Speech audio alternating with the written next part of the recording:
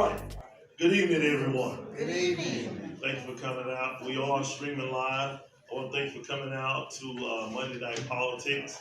Uh, we have, and I want to thank Ms. Molly Bell, who's the publisher of Dallas. So let's give Molly a round of applause.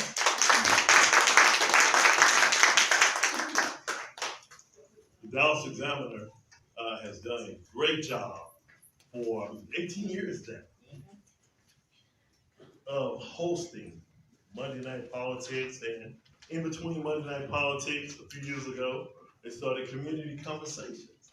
So that way we can keep our community informed of important issues between elections. For those who I haven't met, don't know. Got that? All right. My name is Casey Thomas, former Mayor Pro Tem and Councilman for District 3, and I've served as moderator of Monday Night Politics for a number of years, and so it's an honor to be able to welcome each of you. Just a few things. The Dallas Examiner does not endorse candidates. All candidates running for elected office are invited to participate. The Dallas Examiner could not do Monday Night Politics without our sponsors or nonprofit organizations. Our sponsors include the Dallas Fraternity Sororities, the NPHC, the NAACP, the Links, Our Vote is Our Voice, the Young Professionals of the National Urban League, St. Louis Community Methodist Church, Political Action Committee, and the African American Museum.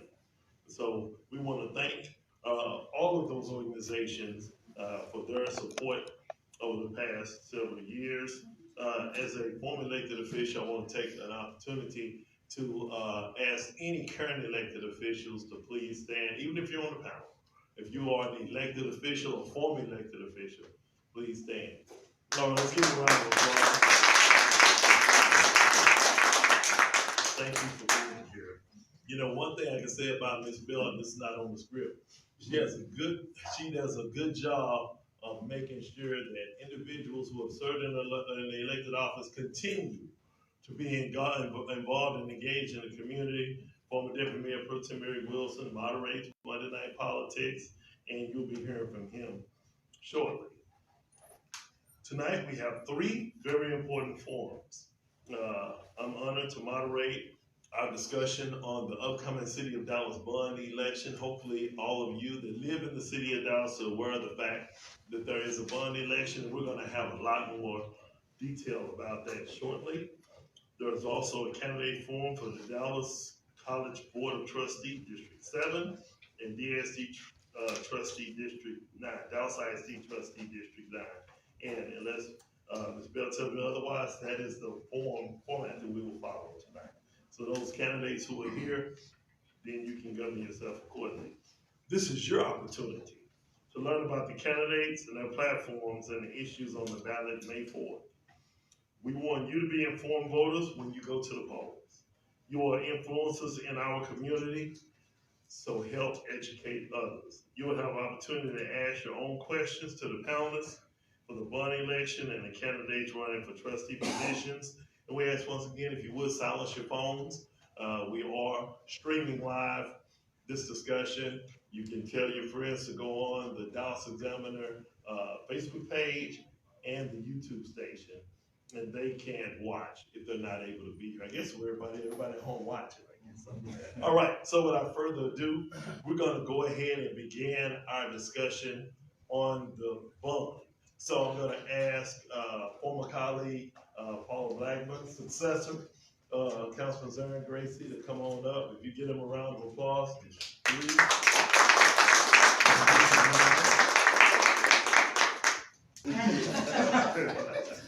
So what we're going to start with is I'm going to give you a couple of minutes to just introduce yourself, talk about a little bit about your chance to brag on your district. We'll give you about 2 or 3 minutes to do that.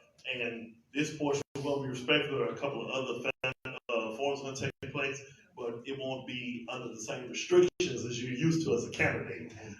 You'll have an opportunity to discuss different components of the bond, things of that nature. So we're going to go ahead, ladies first, and we'll start with you. Councilwoman Black. Good evening. How are y'all tonight? Good Thank evening. you for having me here. I'm Paula Blackman, and I serve as the District 9 Council Representative, which is White Rock Lake. That is the center of D9. And I've been serving for 3 terms, so this has been me on my 6th year. But it's one of the best jobs that I have had. I served under Mike Miles in DISD. I've served under Mike Rawlings, Tom Leppert, so I have some pretty extensive experience at City Hall. But I'm really excited about this bond package because we're prioritizing what you want. We've heard you wanted parks, we've heard you wanted your streets fixed, infrastructure, housing, and we put that in this bond. And we're going to talk a little bit about it, what it means in our communities. And I'm excited to say that I've allocated money for a dredge project. We've had several incidences around White Rock Lake, but we really need to clean up some of the silt that's coming in there, as well as keep it healthy, because we found out that during the pandemic, people wanted to be in open space, and we need to make sure it's healthy. So I'm excited to be here and talk about it, and I look forward to the questions. Thank you. All right. Grace. All right. Good evening, everyone. Zarin Gracie, Councilmember for District 3. Extremely excited to be here and extremely excited to really be here before you from this perspective. As many of you may or may not know, I work for the city, dealt with the bond program, so I'm familiar with it on the financing side, having been newly elected and walking in straight into this bond program. You know, our colleagues, we went back and forth in terms of what I'm calling lobbying for projects and things in the district, and really excited about the outcome. I think we landed in a place that we were all fairly satisfied with, and I think it's something that's really going to benefit the entire city, particularly in District 3. Have a lot of projects that I'm excited about. One in particular, obviously, is Glendale Park that came up while I was campaigning, and I'm happy to say that we got that one across the finish line and got that one fully funded with about just north of $11 million, with more on the way to help with the pedestrian bridge across the street. So looking forward to this discussion tonight and looking forward to your questions. So thank you so much. All right, very good. So if you would, and we're gonna have you, Councilman Blackman, talk about this. If you would, talk about what a bond election is and why the council and the city decided to do a bond election at this time. So the last bond that we went out for was in 2017, and as you can see, that's about 7 years. And what a bond election does is it's our investment in our infrastructure. So it's not what we invest in people or in things, but it actually invests in the buildings that these people office in. And so what we have done is prioritized through community involvement. We've had sub-task force, task force, council, park board, culture and arts affairs, all library commission, all give us their feedback to what needs to be in a bond. And given we have a capacity in which we can sell these bonds, because we know that certain amounts of money can be borrowed. And we don't want to raise it to the maximum, but we are going pretty deep into this bond because we have a lot of need. If you look at our needs infrastructure assessment and inventory, it is pretty extensive. So we have prioritized people's wants and their desires in their community to invest in the infrastructure, the buildings, the items that you see tangible. And we will probably get into the specifics of each. But we did do extensive community input and receive that. I know I did. I got information across my district. We took it from the city. And so we are giving back what people want. But you have to also remember, we have 15 people on council and it takes 8 votes. So there may not be some things that are high as you want it, but know that it doesn't mean that we can't get there with other forms of buckets of money. So with that, I mean, I will be talking more about specifics. Absolutely. Thank you very much. Councilman Gracie, talk about how you went about identifying those projects that would be priority for your district. Thank you for that. So as you all know, we can back up just a little bit and talk about really the task force that was established really to help go through and identify the projects in each district. So there were a crew of Mr. Demas was on one of them. I can never remember which economic development, but we all had representatives from our district that kind of represented each proposition. So each one of them worked collectively. I think there were a total of about 90 folks working together to identify different projects within the districts. And I think a lot of conversation that came up during that process was centered around the erosion control. Not a sexy project, it's not anything, but it's absolutely necessary, particularly in District 3 and many of 3, 4, 8, and parts of 1 and 9.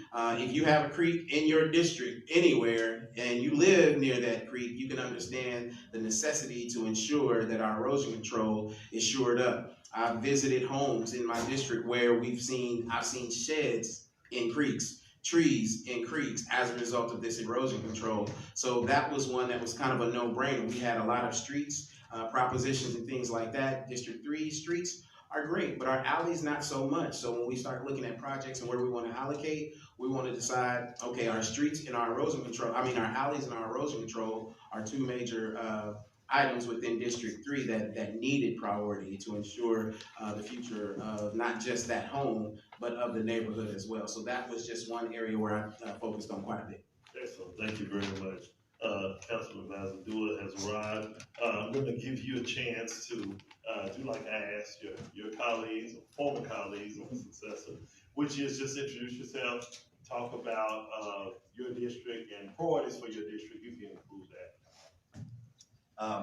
Well, thank you, and good to see you, still civically engaged, and I love, congratulations in your role. Thank you all for being here. My name is Adam Bazaldua. I have the honor of serving South Dallas, Southeast Dallas, and District 7 on the City Council. I am excited for this opportunity to share with you all the importance of this opportunity with the bond. For so many times, I believe that the bond has not necessarily been a reflection of the menu of the priorities of our city. And I can confidently say that that's not necessarily the case this time. I would have loved to have seen more investment in people-driven projects like affordable housing. And I think I was very vocal of that through the process. But in the end, I believe that this is a once-in-a-lifetime opportunity for us to really address equity in a way that we haven't before with the bond package. And I do want to give a big shout out. I have Jennifer here, who was served on our District 7 bond task force for our streets proposition, which is the largest in the whole package. So I look forward to the questions, and thank you for the opportunity. Hey, thank you very much. Oh, and I thought it was 6:30, so I apologize for my tardiness. Yeah, well, it's not the format you're used to as candidates. That'll be next year. Today is not. It's still a little traumatic, you know. And so in terms of timing of you answering the questions, not 2 minutes or things of that nature, you have time to elaborate on the questions, and we definitely want to get our audience a chance to ask questions. But what I want to do is how many propositions are there? 10. There are 10 propositions. All right. What I'm going to do is have each of you talk about, let's say, we'll have each of you do 3, and Darren, you're the newbie, so we'll have you do 4, okay? You can each talk about each of the propositions, and we'll just do it in order. That way it'll be simple, okay? And if it's one proposition that you talk about that was a priority for you, or for the project in particular, then you can elaborate on that. So Okay. 3, Darren, you do the last 4. Sounds good. Well, I will start with that large proposition of the streets, and it's $521 million. I don't think that I have to convince any of you all that we need infrastructure improvement in our streets. The wear and tear on our cars is absolutely ridiculous, and in fact, to be the 9th largest city in the country and have our roads in the conditions that they're in is very embarrassing. Staff has instructed us that we needed to hit at least a $500 million threshold in order to get our worst road conditions met up to a zero degradation part. Right now, we have close to $4 billion of deferred maintenance in our streets. Right now, in our general fund budget, we allocate $150 million to addressing our maintenance on streets. As you can see with those discrepancies, that is a huge number that we're scratching the surface. I mean, if that. And the reality is, for us to ever get ahead, we're going to have influx of dollars in addition to some innovative approaches. And so through policy, we're going to match this type of an investment with looking at alternative revenue sources and ways that we can continue to beef up what we're investing in every year. But with this $521 million proposition, we're going to be able to increase essentially that $150 million annual investment to a $250 million investment plus. In some of those major projects are going to include adding funds to a federal grant that we got on MLK, and that's going to go from Robert Cullum all the way to the Cedar Crest Bridge. There's going to be huge complete street investments here in South Dallas that I'm really excited for, that I'm still working on trying to get a streetcar concept to be a part of the overall design. What we also have in South Dallas, Southern Dallas specifically, is the equity piece that I was mentioning. There often is a priority put because of the scoring in looking at these surfaces, and improved surfaces have a different score, which means unimproved alleys, for instance, communities that have never had their alleys paved before didn't make the list because they weren't in bad condition. Well, what we did was went through and reprioritized those neighborhoods that we've seen there is a need to improve their alleys and sidewalks. And so that equity component is huge. Instead of seeing a huge portion of these investment dollars in the infrastructure going into North Dallas and just repairing what we've already invested in, we're investing in communities that we have lacked and neglected to invest in the past, which is very important. The next one is $345 million to parks. Some of the highlights in Southern Dallas specifically are the Southern Gateway, Keys Park, Glendale Park, Singing Hills Aquatic Center, MLK Center, and Fair Park. And I want to say, Fair Park, I know voters went out and voted on the Brimer bill, and it afforded us an opportunity to bring $300 million, largest investment that we've ever done in Fair Park. But in addition to that, there were certain criteria that had to be met for us to have eligibility for those tax dollars. Where we are standing now, this crown jewel of our city is not eligible because we offer free programming. And since there's no ticket sales, it's not what the state consists of heads and beds. It doesn't get people from outside to travel here, and it's not a regional attraction for us to use hotel occupancy tax from our tourism.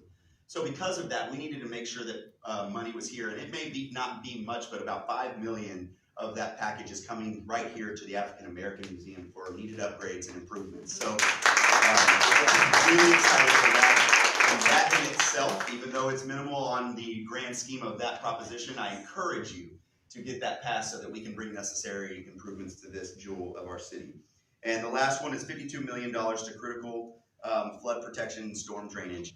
Now, there's not a whole lot of sexiness that I can give you to sell on stormwater and drainage, but I can tell you that it goes back to that equity piece. And we have a lot of creeks. We have a lot of erosion problems throughout Southern Dallas. We have a lot of people who are their properties are being threatened by the erosion and their property lines. It's important for us to invest in improving a lot of these communities where, again, we've neglected to invest dollars in improving the erosion control and the flood control in neighborhoods. And that's what I'm most excited about for that proposition. And again, I encourage you to look at this as an opportunity to invest in equity. And when we're looking at where these dollars are being put in the city, I can tell you that that's another proposition that proportionately is much more of an investment into Southern Dallas than it is in North Dallas. And I encourage you to pass that as well. So with that, I'll turn it over to my colleague. Very good. Good job.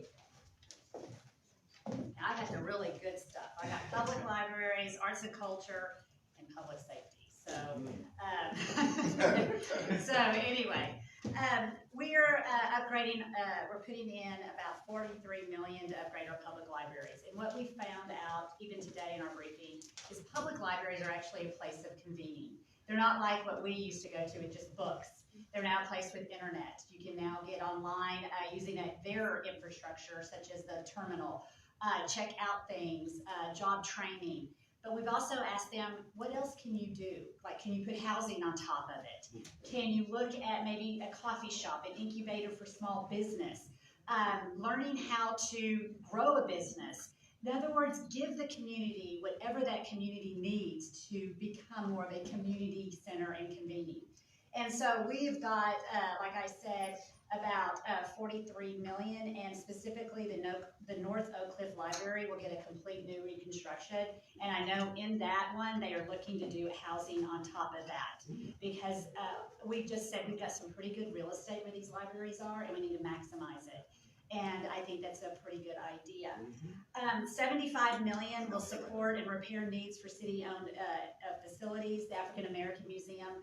We know that there are efforts to strip away history, and places like this can preserve it. So I am happy to hear and be supportive of that 5 million to leverage other dollars. We've also got the Black Dance Theater and the South Dallas Cultural Center. I have a cultural center at White Rock Lake, the bathhouse, and that will get a few dollars to help with those needs. And then we have 90 million for public safety. And a bulk of that is the 50 million that will go to our training, new training academy at UNT Dallas. If we're gonna hold our police officers accountable, we need to train them. And then we need to make sure that we hold them accountable and we expect them to be the police that we want.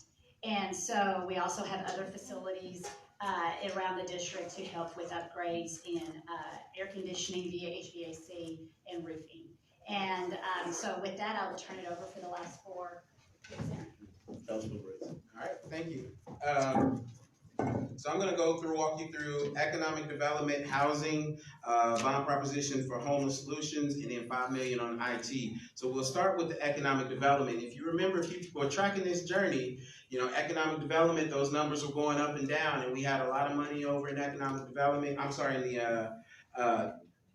in housing that eventually moved over into economic development because we learned that a lot of the money that we put in proposition for housing had to go for infrastructure. So a lot of folks ended up moving their funds over into economic development to ensure that we could use it for its intended purpose under the bond program, which is the infrastructure cost. However, it ended up being about 72 million there. And then there's some, I personally set about $1 million aside because I also wanted to continue to support small minority women-owned businesses. So I have a program that I'm going to be using. $1 million by itself isn't a lot of money, but leverage with partnerships and things like that can create a lot of opportunities to continue to support our minority women-owned businesses, particularly in the Oak Cliff area. So I'm working on doing that. As far as the housing is concerned, it's 26 million for smart, affordable housing solutions, really centered around the infrastructure. We talked about that. The programs to really help increase the home repair programs that we have. Those have been adjusted several times over the years to ensure that when people use those services, we're able to maximize those dollars to not just take care of a roof, but to actually take care of the entire home. And then this 19 million for homeless solutions. And again, there's a lot of controversy around that. And I think, you know, again, when it relates to housing, I think the city of Dallas, we need to address all of our housing issues, but we also need to make sure that we're being smart and intentional about what that looks like and where we are addressing those solutions. So that's one that we're there, and I think we're having a lot of discussions about that. Permanent supportive housing as a way to continue to stand up to find landing places for those who are at risk of losing their homes. And if we're being honest, maybe we're not being honest, but I can be honest for myself, we've all been just a paycheck or two away and really about it in the red for a couple of months, if we're being honest for real about this. So this is something that I don't want to pretend like this is a you problem or a they problem. This is an us problem, and it's something that we need to acknowledge. But I also just want to make sure that we're intentional about how we address it and where we address it as well. And then finally, the 5 million for IT infrastructure. Again, that one is not a sexy one, but if you've been watching any kind of news, if you've been hacked, your business has been hacked, nobody's safe out here. So what do they say? Hide your kids, hide your wife, because these folks are out here taking information, and it is a very real risk. So this 5 million, not a lot of money, but a necessary investment to ensure that not just the city of Dallas's infrastructure, or IT infrastructure is safe, but it also ensures that your data is safe, our data is safe as well. So this is a very wise investment. So with that, I'm going to stop in the interest of time and open it up. Excellent. Before you sit down, we're gonna let the public in on the District 3 conversation. And this just came to me. Were you made aware of the fact that we still had some ARPA dollars that were available every month for District 3? I do. I don't say what you use for, I just wanna make sure you're aware of it. I am aware of it, which again, when I referenced the $1 million leverage with other dollars, those other dollars are the ARPA funds that we're gonna be using to leverage to ensure that we have that much more money to support our small and minority women-owned businesses. Good. Well, you know, I left you with several hundreds of thousands, so I got it what all. you got the money. I can find some. All right, all right. I referenced being broke, but one thing I can do is find money too. So. I thought it was for all of us. That was a District 3 conversation, sorry. All right, so this is just for anybody who wants to answer it. When it comes time to looking at, gonna do a bond, and how much it's gonna be, and how much the cap is, and things, take them into that conversation. How did the council come to an agreement on what the cap, let us know what the cap was, and how did the council come to an agreement on what that cap was gonna be? And anybody can answer that. I'll go. We can all go. That was a softball. So I know, Okay, so I we wanna get make sure. a report from our CFO to know what our capacity is. So it's like your own credit, right? You know what your credit rating is and how much your capacity to borrow. And because of the timing of this bond, we could do 1.25 billion. And so then we went to what we followed the 2017 model, which I think is a great model that TC Broadnex brought, where we brought in community involvement. And we had subcommittees that y'all have been on, and we got feedback. So it became a bottom-up approach. Then it became, and I guess that's why I'm gonna let y'all talk about the issues of the politics that came in, because that's when then the tug and pull happened. Because some people wanted more for parks, some people wanted more for streets, some people wanted more for housing.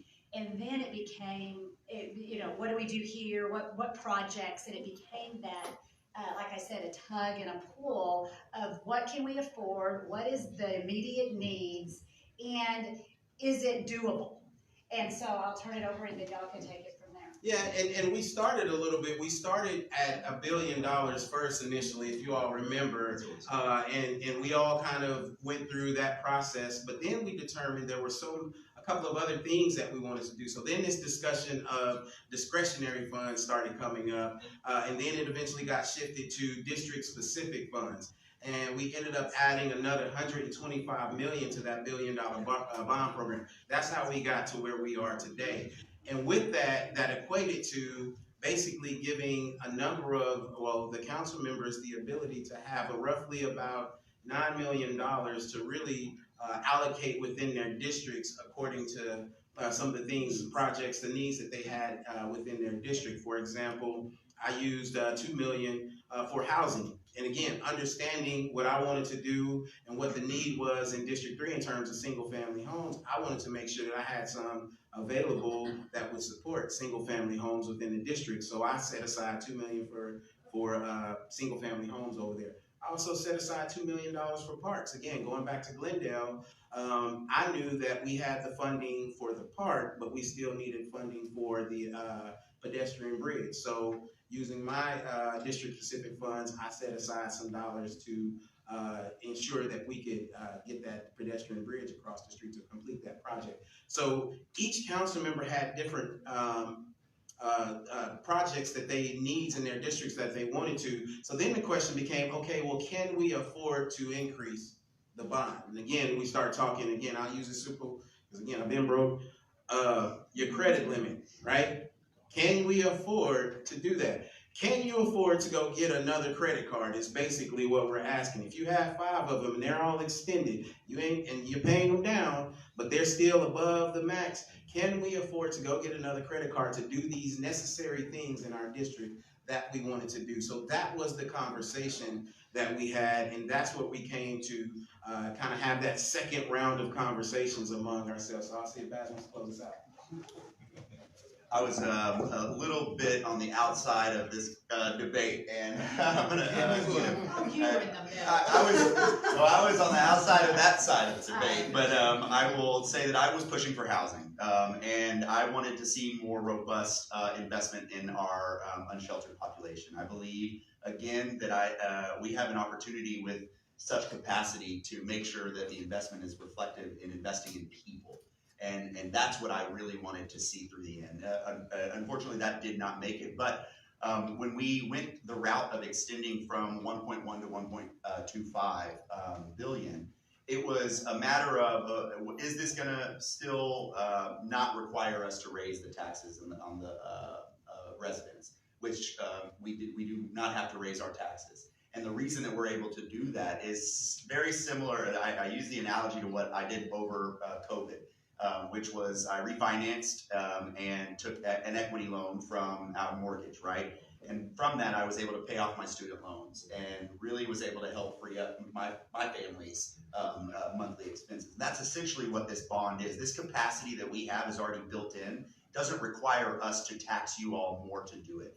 So adding that $150 million to the 1.1 original proposal, in my hope was going to address the underinvestment in certain propositions for the people, as I mentioned, arts, libraries, housing, homelessness.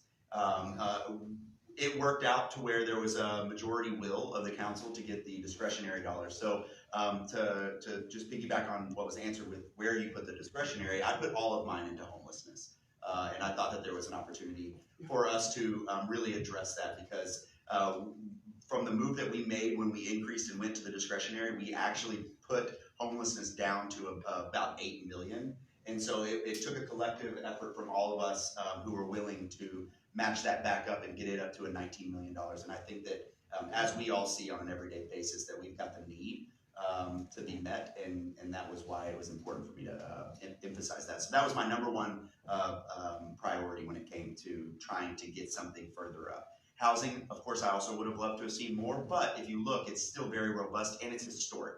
We've never in our city's history had a standalone proposition for housing or earmarked dollars specifically for gap funding for the financing and development of housing. And so even though it's not as much high as I want it, it is a huge win for our city, and that's what we have to focus on. So my disappointment was with my hat on as a council member. If I put my hat back on as a taxpayer, I cannot ignore the opportunity that we have with passing this bond and what it'll do for investing in people.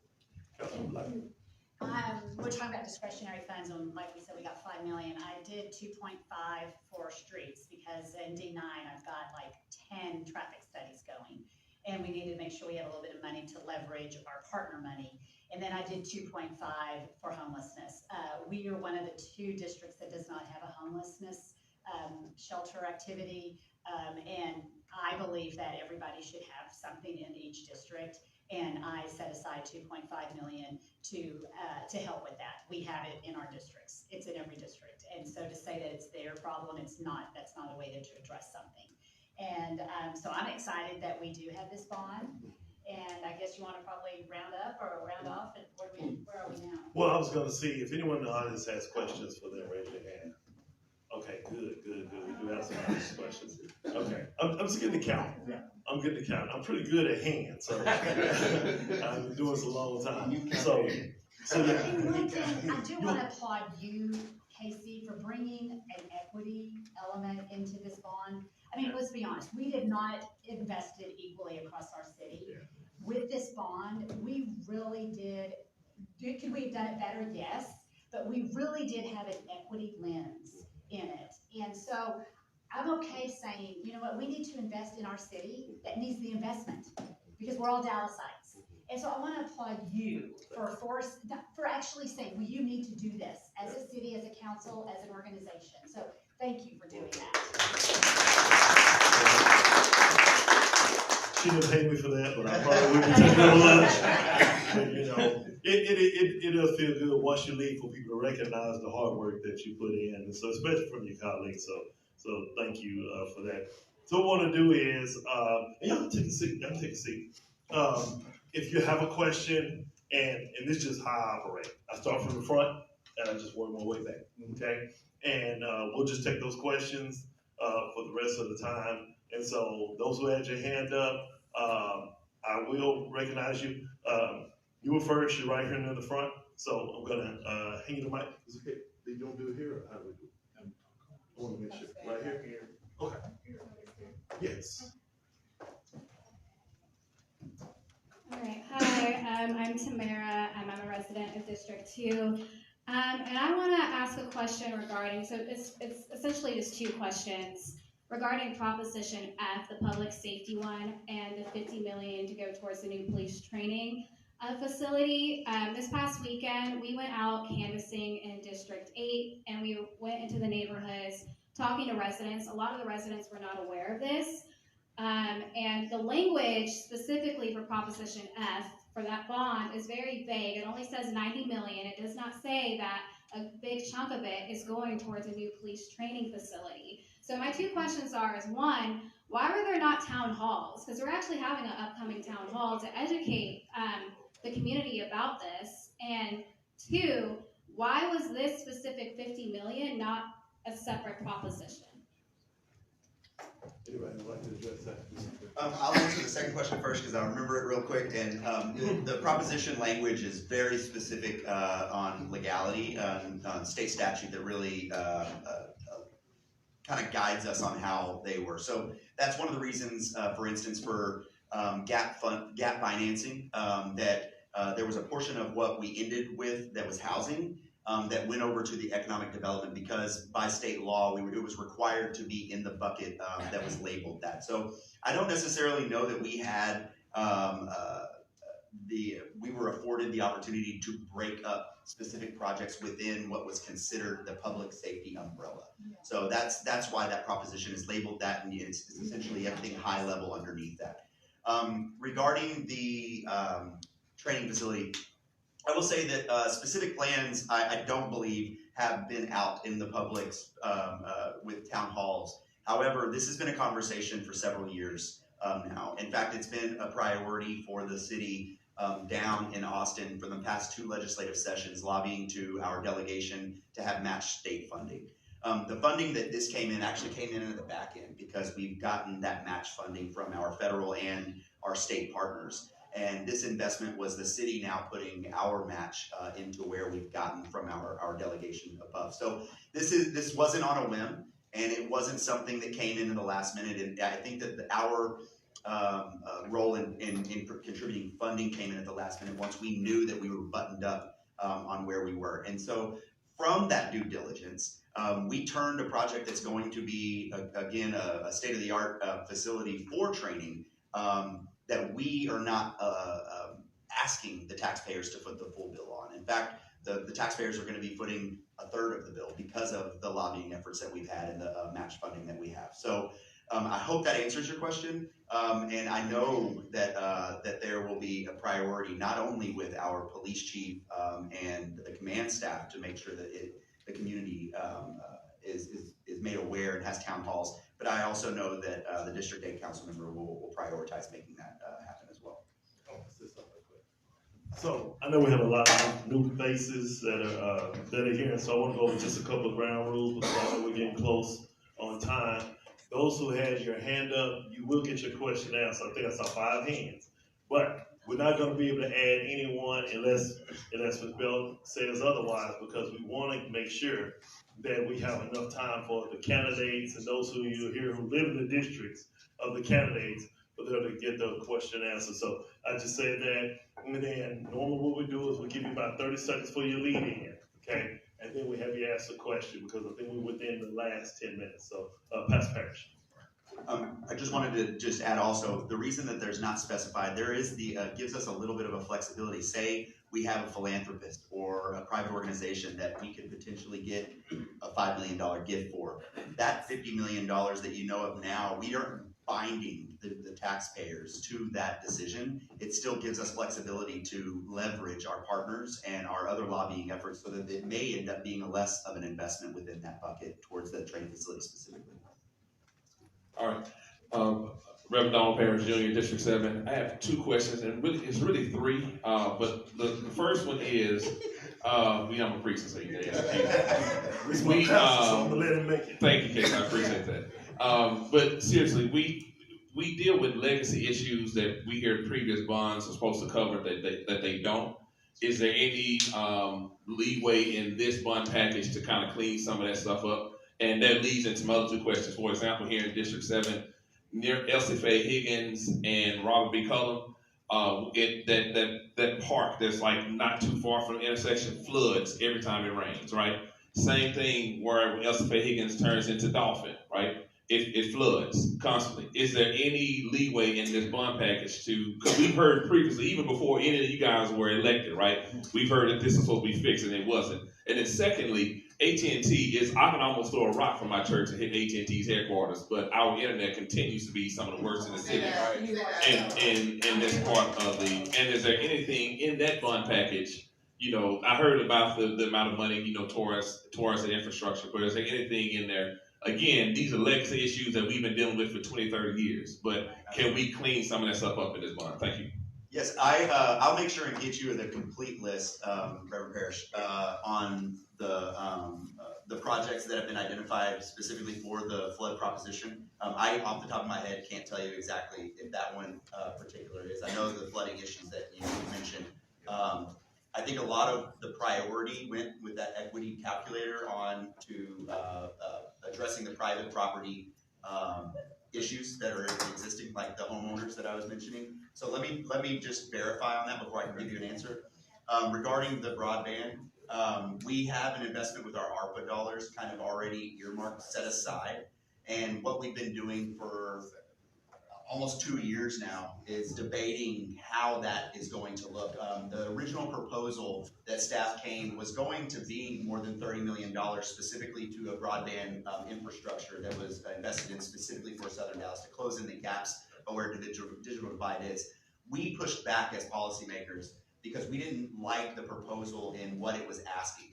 It was going for a middle mile network that would require us to be play a role as municipal government that we didn't necessarily feel was our role. And we didn't want to get into owning a utility instead of looking at a $30 million investment. As you mentioned, we have such a legacy issue to address.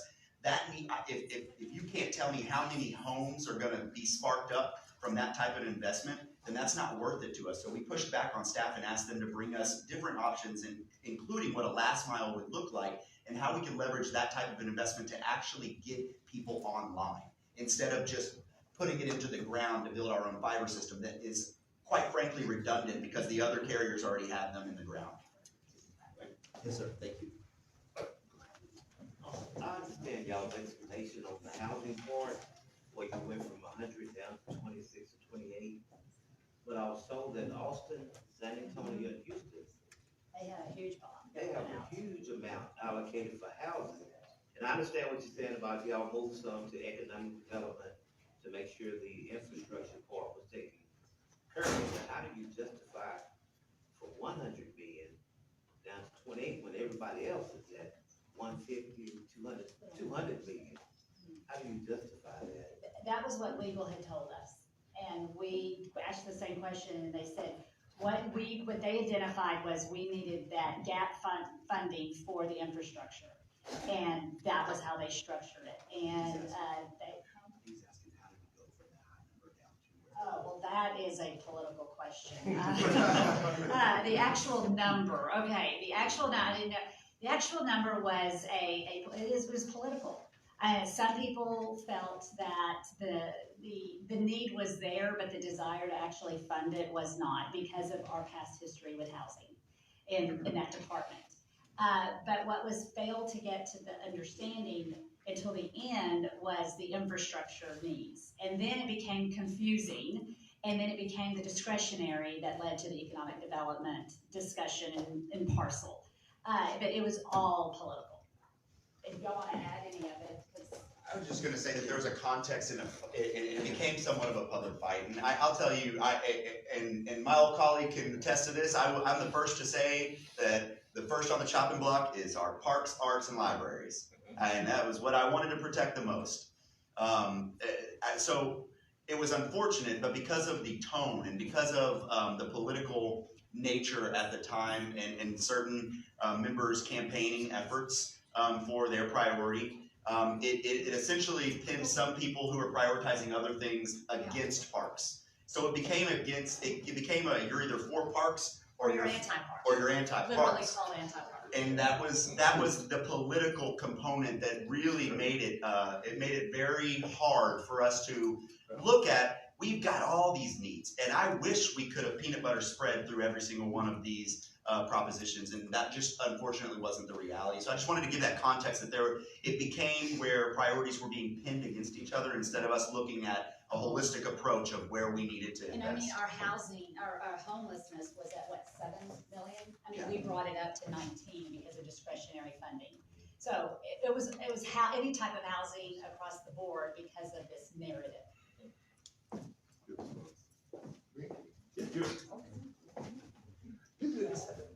This is a blessing come true. I speak to city council, I always want to ask questions after I speak. And I love this one. We have 1 minute. Why is it only 1% of the money going towards homelessness for several budgets and several bond elections? 1% of the money. 2, when I go to the meetings, I'm always by myself. There's no caseworkers, no homeless people, no city council members, the different homeless committee meetings. I'm always by myself for the past 10 years, okay? Number 3, why can't you invite the homeless where the pond is, where the library is, to come to city council meetings? If you did that, you have a lot more people interested in you, city council, that they would like. They'd be more favorable to talk to you. It's so easy, but why is that? Because the NIMBY or what? Why is it you can't go to the pond? I've been saying this all this time. And one more question. Oh yeah, when I first got here, partnership, 75% people came to the meeting. Now, 2 people come to me, okay? So there was your question, if you can remember it, but I'm definitely, why is it you don't do anything? Why is it you don't respond? And why is it when I talk to people, that you look at your feet? Okay, I'm talking to city councilmen when I talk to them. Okay? Thank you very much. No, Robert, I hear you talking. And Robert, I'll say I do appreciate you, and whether you believe it or not, there are a number of us that are actually paying attention and listening to you in that, which is why we're having the discussion that we are. I mean, you think about it, 2017 may have been the first bond where we actually had homeless proposition in there. So to really just kind of overall address kind of your concerns, I think what we're trying to do is be more intentional and more strategic about how we address our unhoused neighbors from there. But you're absolutely right in terms of needing to be more inclusive with the discussion in terms of what's needed, what they need, not necessarily trying to prescribe what's needed for them from there. So I think what you see is just an effort for us to really, get a better understanding of what the need is, but also try to address it at every level of the home. Invite the homeless people to the meetings. Go to the library. If you don't do that, they have no hope. Another point that, about please. we're gonna go back and forth with the candidates. That's what we'll go back and forth. We ask your question. Okay. Yeah, and Just so you know. that's a good point. And again, trying to figure out what that looks like. And again, I would encourage you, bring 2 or 3. It's like church, bring 2 or 3. Don't come alone, son. Bring a couple of them with you, and let's have some conversations. I'd be happy to huddle up and talk about some of the things we're doing, but also just appreciate the perspectives and understanding, to your point, is what we're prescribing and what we're doing, is that the right approach? Is that being addressed? And I think we have a number of partners who have been working to do that. And I think Housing Forward is one that we've been working with and really trying to hold them accountable in terms of, and not just them, but our neighboring cities as well, to address this collectively. It's not just a City of Dallas issue. It's not just a Dallas County. It is an entire, it's a Dallas County issue in all of our neighboring cities as well. But your messages are received. I encourage you to invite 1 or 2 with you next time. Very good. Lay first then Mr. Demus, and that'll be the last question. Ma'am.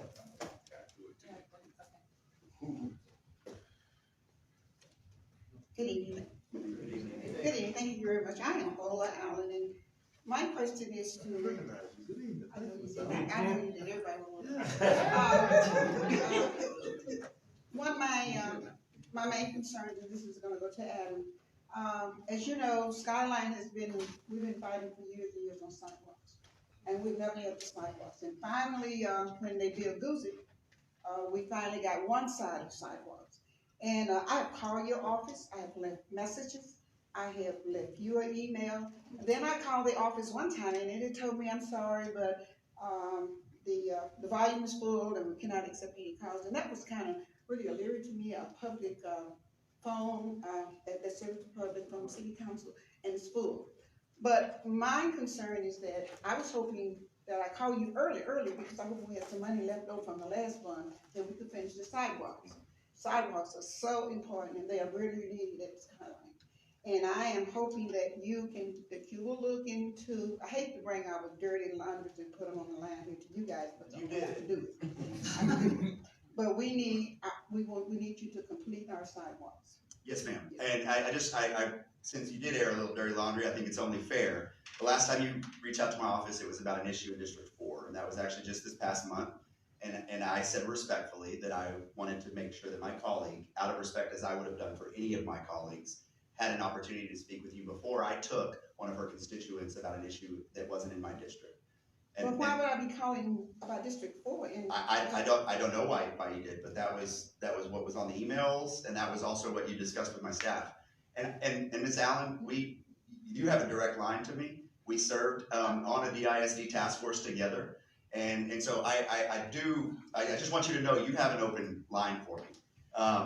Regarding the sidewalks at Skyline, I do not recall you bringing that to my attention. I did. And in fact, as I mentioned, we have our bond task force representative here where we had several meetings out in the community, and that actually never came up as a priority that was asked for by the public. It came up when I was PTA president. Yes, But ma'am. anyway, And so it's not meant to be. I'll tell you what, we'll just talk, okay? But what the point is that I'm making is that what we really tried to do was utilize the process that was put in place to hear from the public. And we did, we heard. And what we did was even look at the list granularly, every line by line, me and Jennifer, and we went through not only what staff was telling us should be prioritized, but then taking into consideration where we actually heard from people. If you're taking the time to come to these meetings, if you're taking the time to advocate for your street or your property, that was where our priority was. Because we wanted to make sure that this investment, at least within the districts that we could control, reflected exactly what you're mentioning, those that came and made it a point to bring these projects to the forefront. And so I apologize for what didn't happen in the last bond. It was before I got on the council. And I will tell you that there was already some reprogramming by the time I got on the council to what that original bond package was. But as a former educator to Skyline and someone who lives in the neighborhood of Skyline, I can tell you that it's 100% a priority. I do believe that this is a great opportunity, though, to look at where we have also awarded DISD a monumental bond in their history. That other tax entity that takes even more of the tax portion of the taxpayers' dollars, and that there was a proposition specifically within their bond that was meant to have matching dollars for municipal greater benefit to the students. In fact, we're looking at some of those bond dollars over here at MLK Academy and how we can connect a pedestrian corridor to the New Forest Theater. This is a great opportunity and a project that would be a direct benefit to the student body of the largest public high school in the state. And I'm willing to sit down with you and see if we can get our partners at DISD to entertain that discussion. Well, that sounds real great to me. Excuse me, sir. Out of I thought respect. he was great. No, we don't go back and forth. We don't go back and forth. That's thank you. Stevens. Last week, baby, let her have the last spot. All right, let's give it up to him for that. Thank you, sir. Cheering out there. She's so right. All right. Thank you so much. My name is Brittany English. I'm in District 3. And my question is twofold. So how much is the total price tag for the police training facility? I know it was mentioned there's like a match happening, I think. So if it's $50 million, if Proposition F is approved, that's $50 million of taxpayers, $10 million from Community Foundations of Texas, and then what is the rest?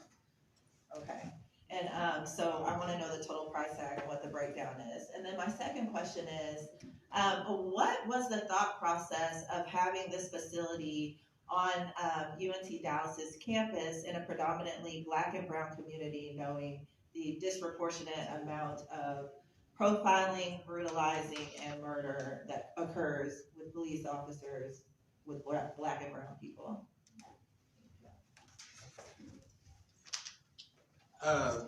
So I think that we were just talking about that. I think total dollar amount is about 125 million. I don't have the exact breakdown in terms 50 of. from the state, 50 Uh, from us. I think they're saying 50 from the state and 50 from us, and I'm not sure. From private dollars, from federal to private dollars. So that's one side. Now let me just back up a little bit and talk about just the need, because I hear you.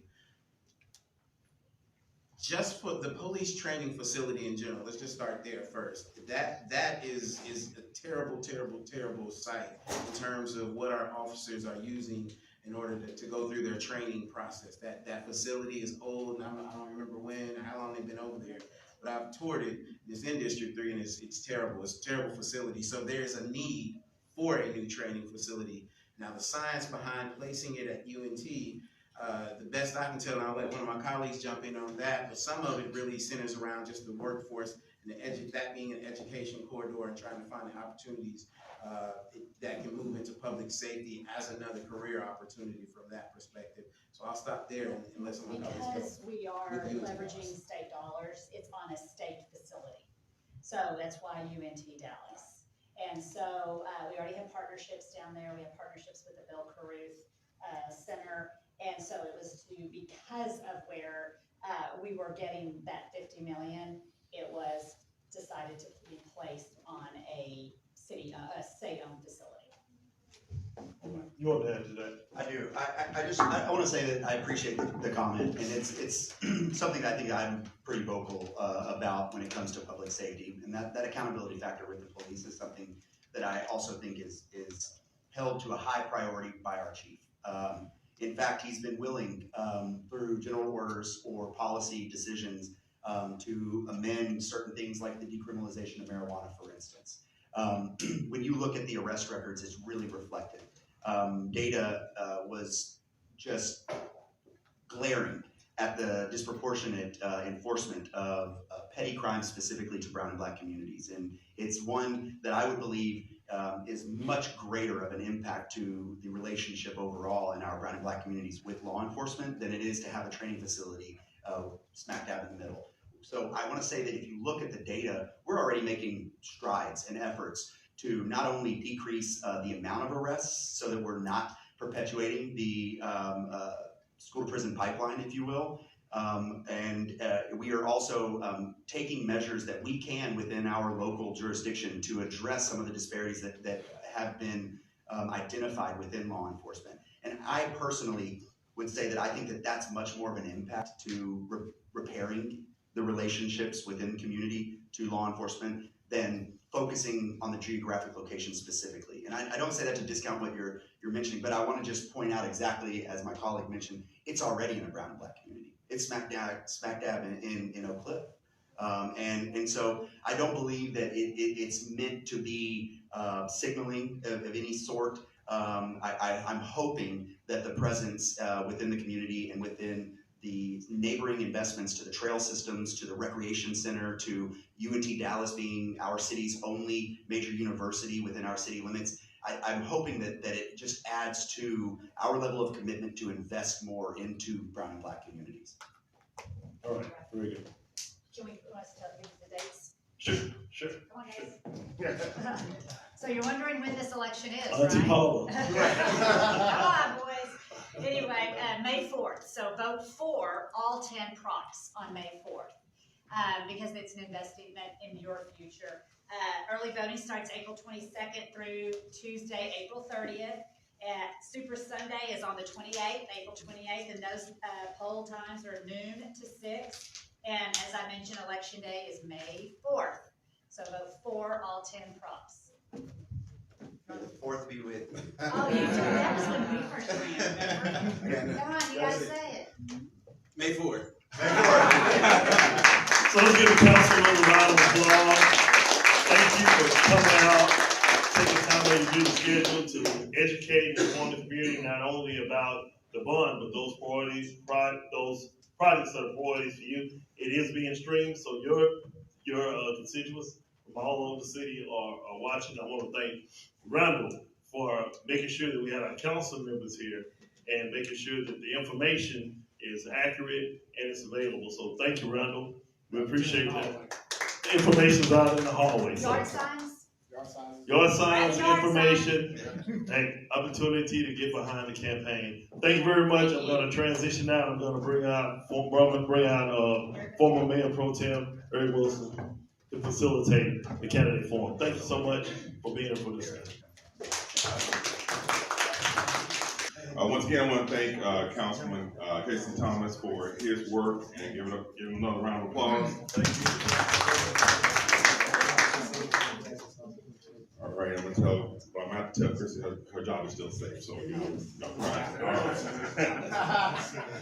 All right, ladies and gentlemen, how you doing? All right, this side's awake over here. This side must have gone to sleep. All right, how we doing this evening? All right. My name is Eric K. Wilson, and I am your moderator for tonight. I'd like to welcome you out, those of you who are in the audience, and those of you who are streaming online. Please, if you're streaming online, share and like, so that more individuals will have an opportunity to be informed.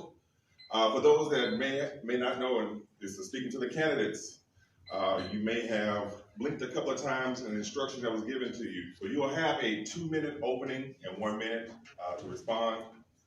And then from there, we'll go down asking questions. The audience will have a chance to ask questions. Audience, please, remember, we understand there was a beginning to whatever your question is.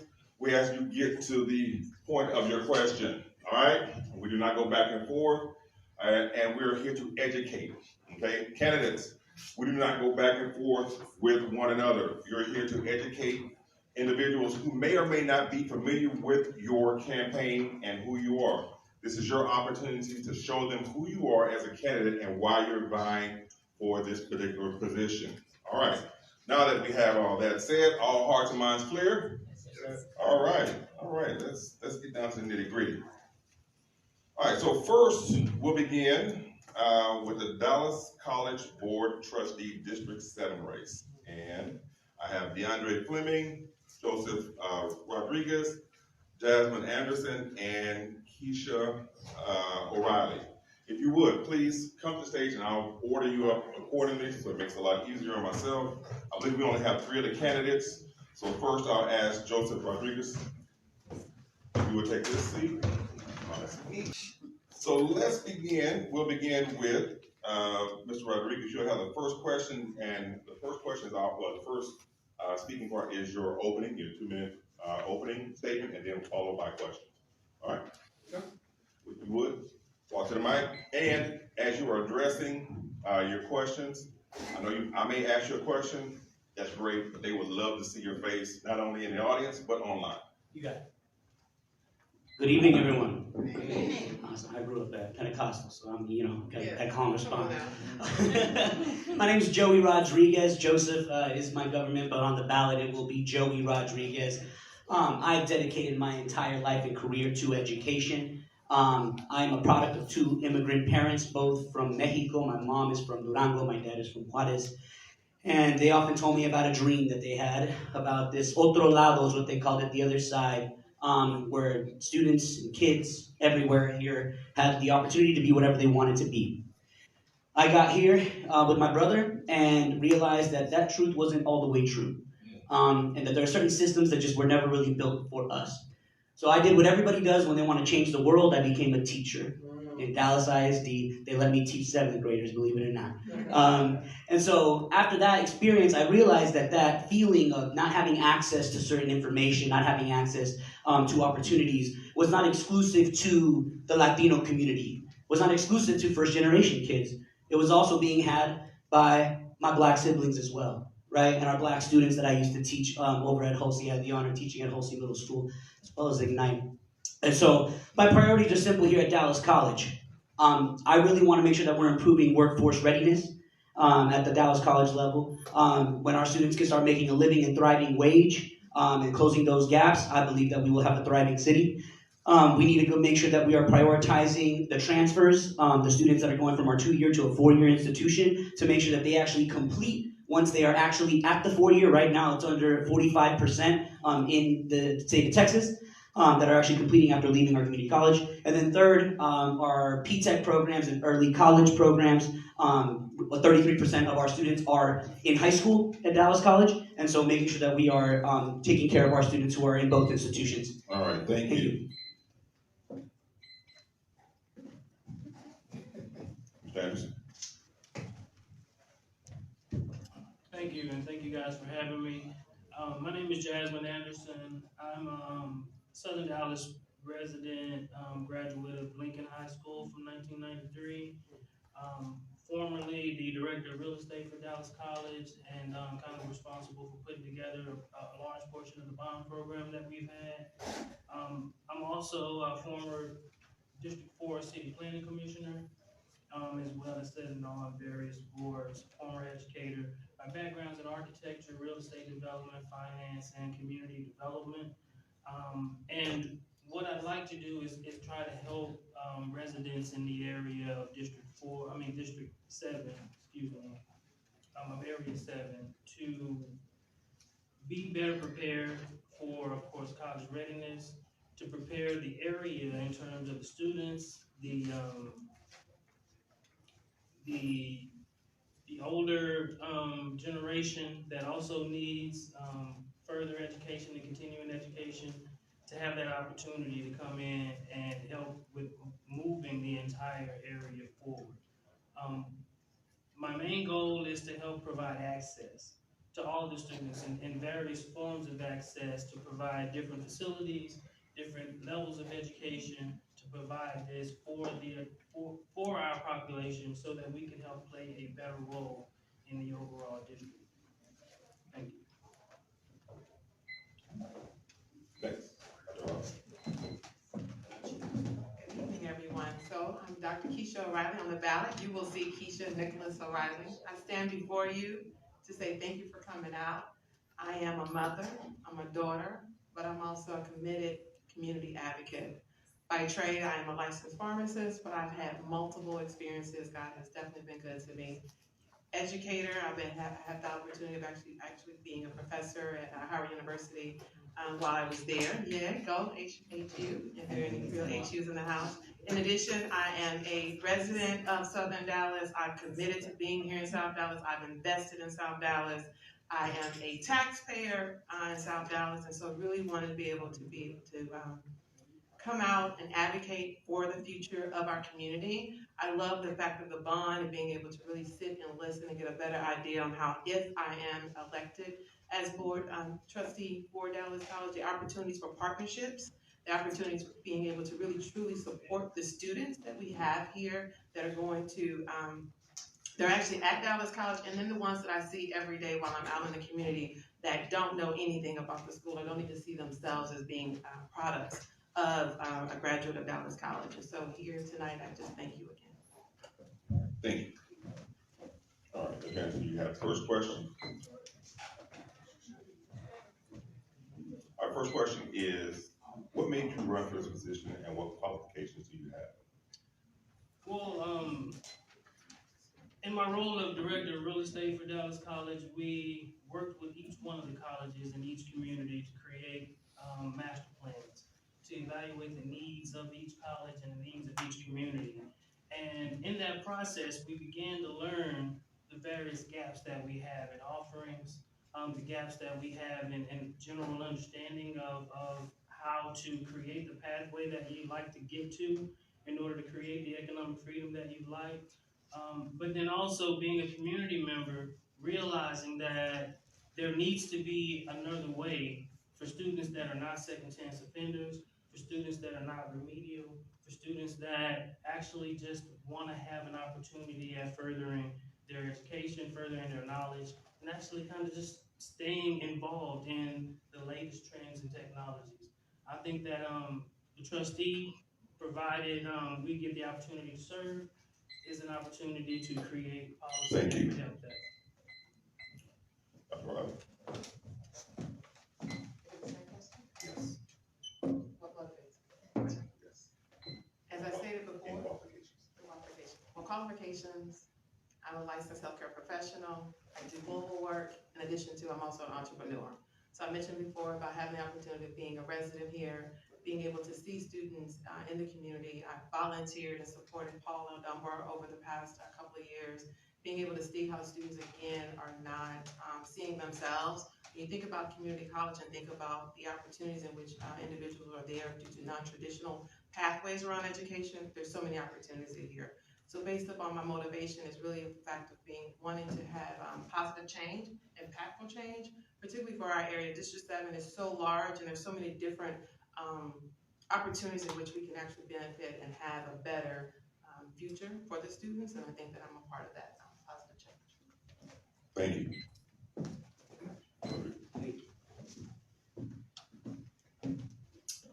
So I believe that right now is a very monumental time for Dallas College and for community colleges in Texas in general.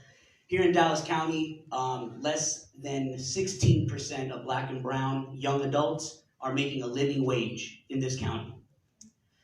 I believe not the whole solution, but a big part of that solution can be Dallas College. If we prioritize those indicators, right, getting people prepared for the workforce, getting people those 2-year degrees, getting them to a 4-year degree, we can do that kind of change. I think we can close those living wage gaps, getting them to get a thriving wage eventually as well.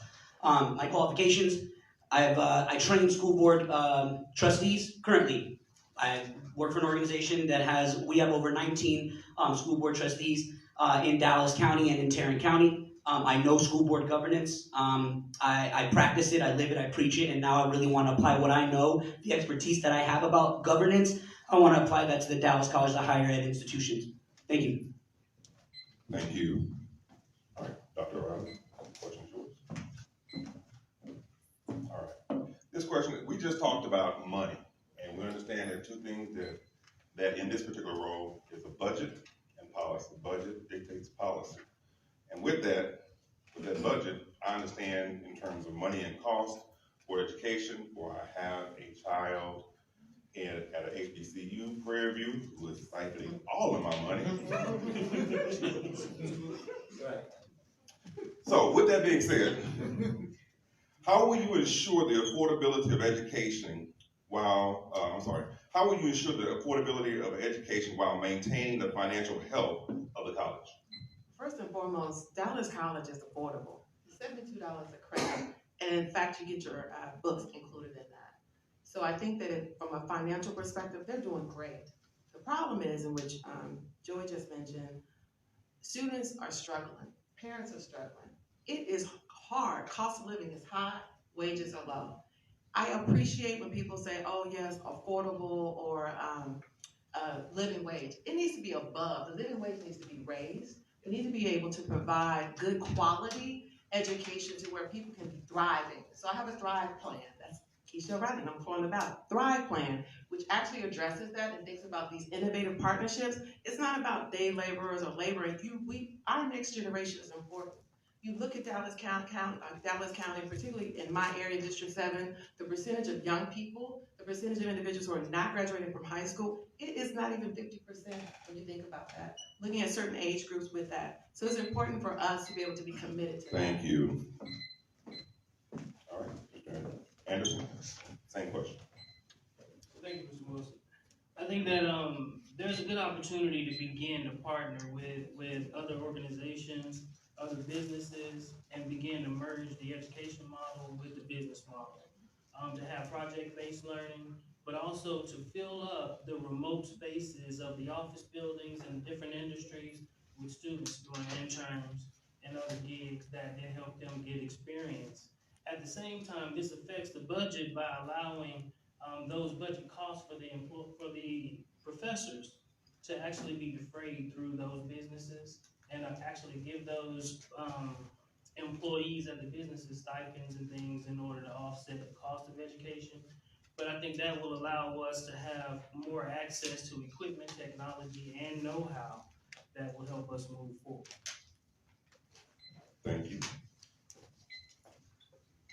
Rodrigo. Can I get the question one more time? Yes.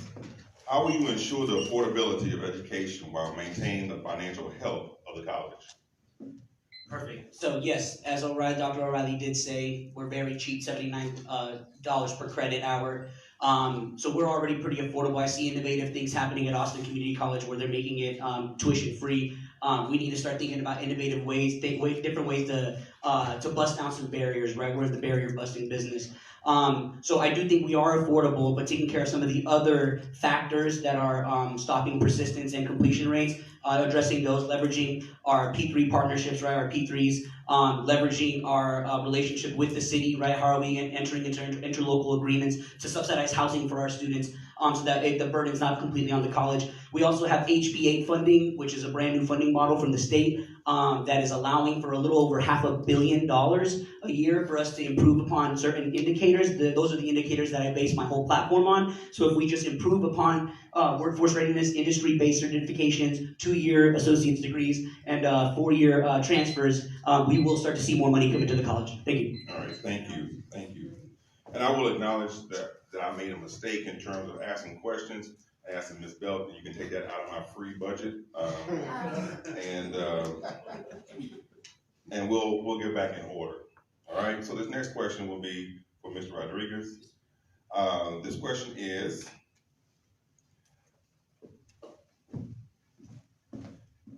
how would you ensure the educational programs offered by Dallas College align with the needs of employers in the region, and what are those needs that are not currently being met, and what is the most advantageous, I would say, economic or program that we need to institute in the college?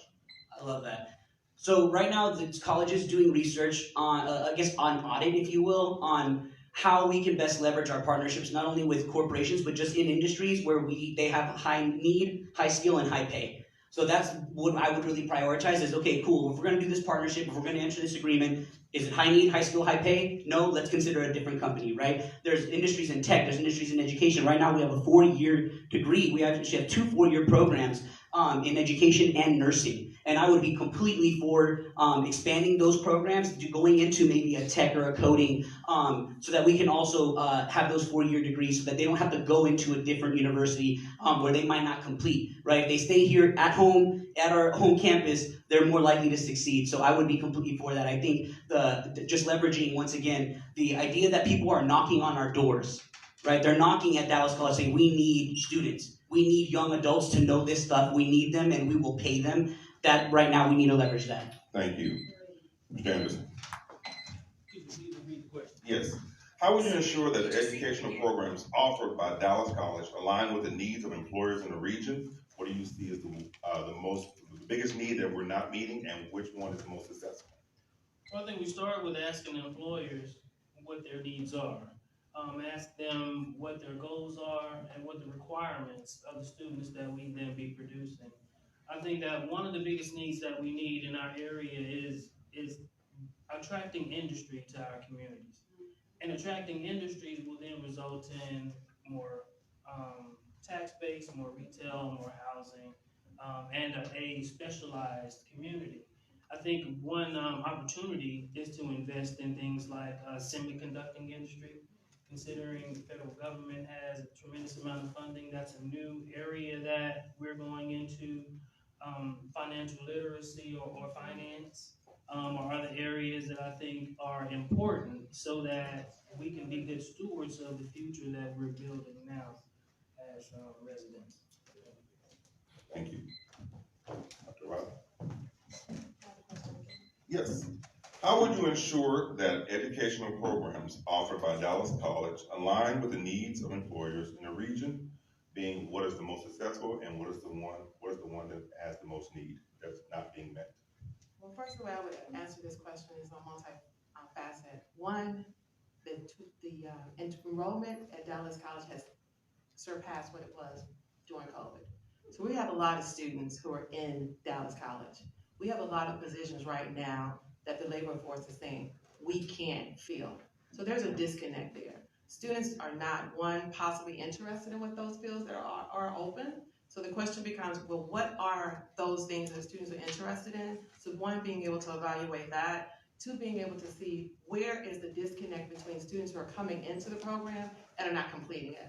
And thinking about how do we support that. So for me as board of trustees for District 7, being able, and I'm speaking into existence, I'm gonna be chair when she got that's God, that it's important because there is a deficit there. So it's not just about them not knowing, they start, something happens, there are positions there, but for whatever reason, the students are not seeking them and completing them. Thank you.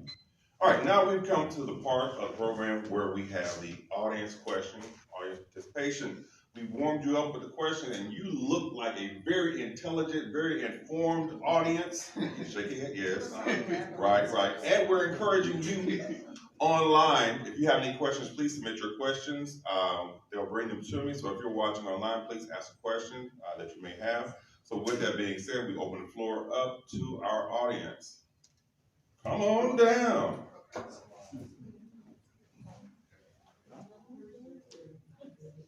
And again, if you have any questions, please step to my right.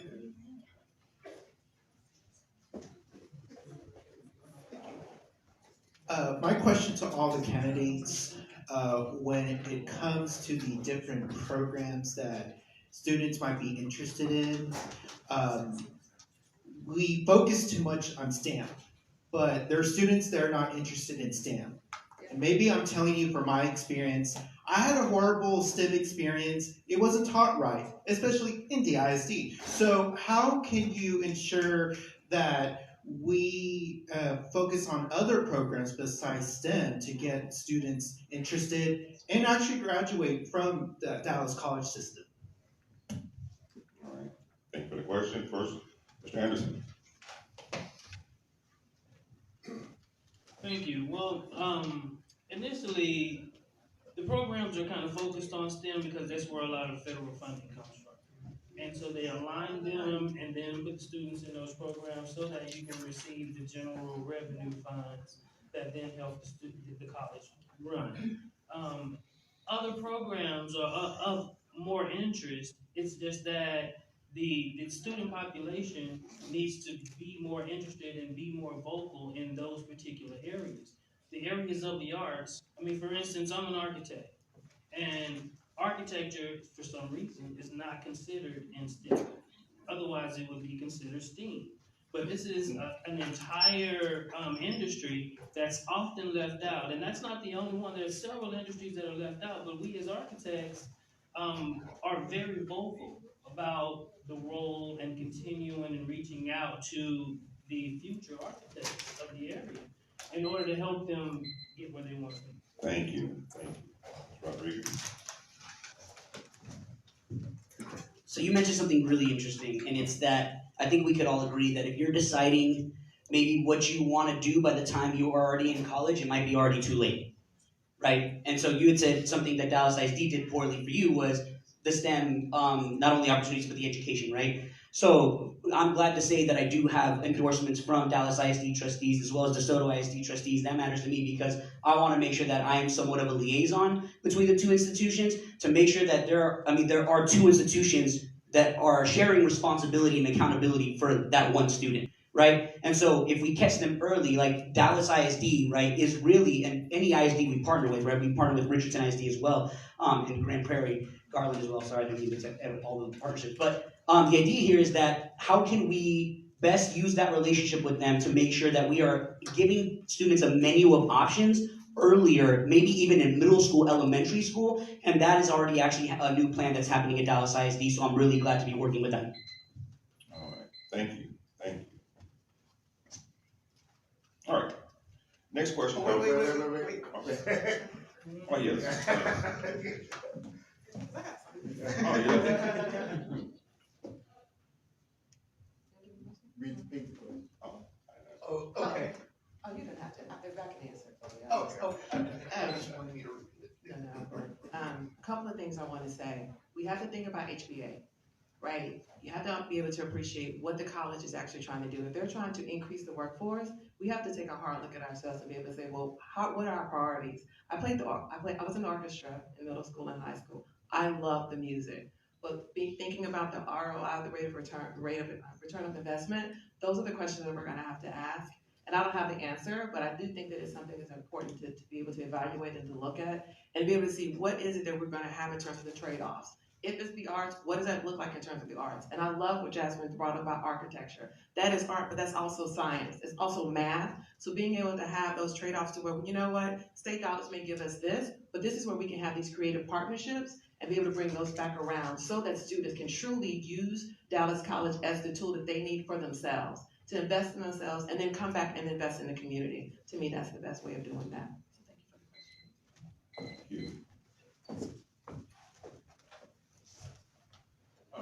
My question is this: how can y'all increase the class flow or the class population? For example, I'm a healthcare provider. I got my nursing from West Central years ago. And one thing about it though, a lot of kids today come to the hospital I work at, I train, but they come from Concord, which charge them $60,000, and they ain't gonna make but $20,000 a year, and they gotta pay all that money back. El Centro, that same program for nursing might cost $8,000 for the whole program. But they can't get into the program because there's a waiting list. They gotta do this, they gotta do that. They sit on this waiting list for 3 years. How can you increase it to where they don't have to wait so long to get started? All right, we'll begin with Ms. Rodriguez. So the way that I see a lot of things get done at the governance level, right? Things that a trustee can actually influence.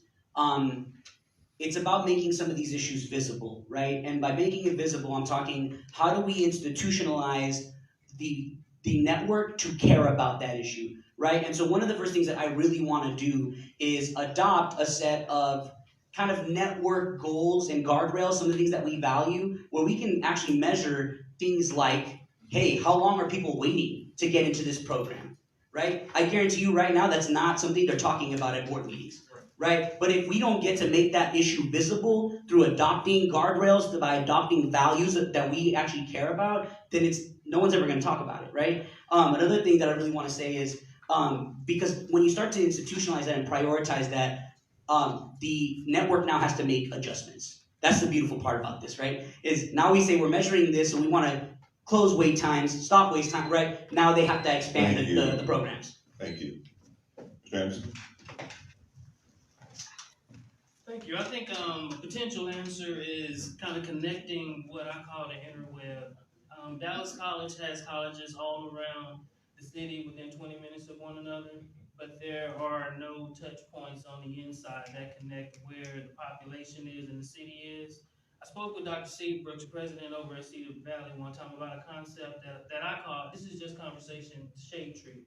And what it is a partnership with the college, with potential Dallas, the city of Dallas, that allows for a facility to be created that can be leased or rented by signing up to your common mechanic or whatever trade that is. And it exposes them, allows them to have all of the equipment so that they can be exposed to it, learn to use it, become interested in it, and then have the opportunity to pitch to those people stackable credentials that help them get to where they want to get in their educational attainment. But those touch points are meant to gather the people who typically don't come to the campus. Thank you. Dr. Ross? This is where I can just say my plug as a licensed healthcare professional pharmacist. I totally appreciate your perspective, and I would say the wait list at your particular institution has to do with the capacity. You have where you have more interest and less capacity, so being able to see where else can these students go to be able to be educated. There is such a strong need, particularly now that Dallas College has a 4-year nursing program, right? Everybody and their mother and grandmother's gonna wanna be in the program. So how are you able to evaluate that? There are empty places to be used. There are wonderful, amazing strategies that we can talk about in terms of partnerships, relationships, maximizing those entities that are here, Baylor, Parkland, all of those other places that can take our students. They can be able to support our students, and I think that's very important to do. In addition to that, being able to see how in which engaging in the community itself, I'm really about being part of my platform, Thrive Plan, health is wealth. If you are not healthy, you can't keep a job or get a job. So all of that is connected. All right, this question comes from our audience online. Let's see if I can rephrase it. What South Dallas specifically South Dallas based organizations are you working with, and what programs are you working with them? Okay, so we'll begin with Mr. Anderson, specifically South Dallas, not Southern Dallas, but South Dallas. Sunny South Dallas. There we go. Well, so I am a board member with Southern Dallas Progress Community Development Corporation that's currently opening up a facility here with Vista Bank that'll provide access to both financial literacy and also, meeting spaces for small business and economic development. Now, I'm the board member with Southern Dallas Progress, so this is not something that I've been involved with, but I'm proud to be a part of that. Being a graduate of Lincoln High School, I'm involved with the Alumni Association. And also I'm a community member here, involved with St. Philip's and Kingdom Legacy Company that's right here on Martin Luther King. We just renovated their building so that they can provide services to the community, and also the Old Dallas Weekly building. We're in the midst of renovating it. Thank you. As a resident of South Dallas, I'm doing a number of things. When I think about organizations, I myself have started a nonprofit where I'm focused on looking at housing. We have negative equity. I'm on Pine Street, renovating, thinking about how do I settle the situation between gentrification and thinking about those communities and individuals who are there and at least losing their homes. Along with being able to reach, I've done research, am doing research in HIV. That is my passion, my specialty, HIV and prevention and treatment. So really looking at how do we prevent HIV in women, particularly transgender and Black cisgender women in the Dallas area. So those are two, I guess, opportunities that I can say that I've actually done and currently are doing in South Dallas. In addition to working on a research, a real estate project on Park Row. So being able to look at how, again, balancing new construction with the current integrity of the community is something that I'm really struggling with as well. So from a community perspective, being able to share and show, again. Thank you. Mr. Rodriguez. Yeah, South Dallas. I stay right behind Lincoln High School myself. Yeah, so y'all can find me there. If y'all aren't happy with me, just knock on my door. But Bonton Farms is a place that I frequent often, absolutely love donating to them and supporting their work, as well as After 8 to Educate, who take care of, it's an after-school program, especially for students who are a little bit more vulnerable in terms of being unhoused. And so I volunteer there as well as donate as well some of my resources there. And some of my clothes as well, because they actually do have an overnight shelter as well in South Dallas. I also did start my own nonprofit as well that helps students, first generation students specifically, with obtaining their 4-year degree. And that's for first gen students, and that is available to Lincoln and Madison and any South Dallas high school. And yeah, I think that's about it. Thank you. All right, now we have a question from the audience. Yeah, first of all, thank you for taking it upon yourself to run for this particular office. When you run for office, you really put yourself out there. So I want to thank you first and foremost for that. My question is, as a former Dallas College employee, one of the challenges that we had was in terms of transition. A lot of students that were coming out of the high school, we would try and give those students and get them enrolled, and some of those students are students that were not graduating from high school but in alternative schools. One of the challenges is the process from when they begin the application to them actually enrolling. What would you do in order to make that process a smooth process and to help those students to feel welcome as they're going through that process so they don't quit? It's a lot of paperwork as well. So that's my question. All right, thank you for the question, Dr. Riley. Well, the first thing I would do would be to streamline the process.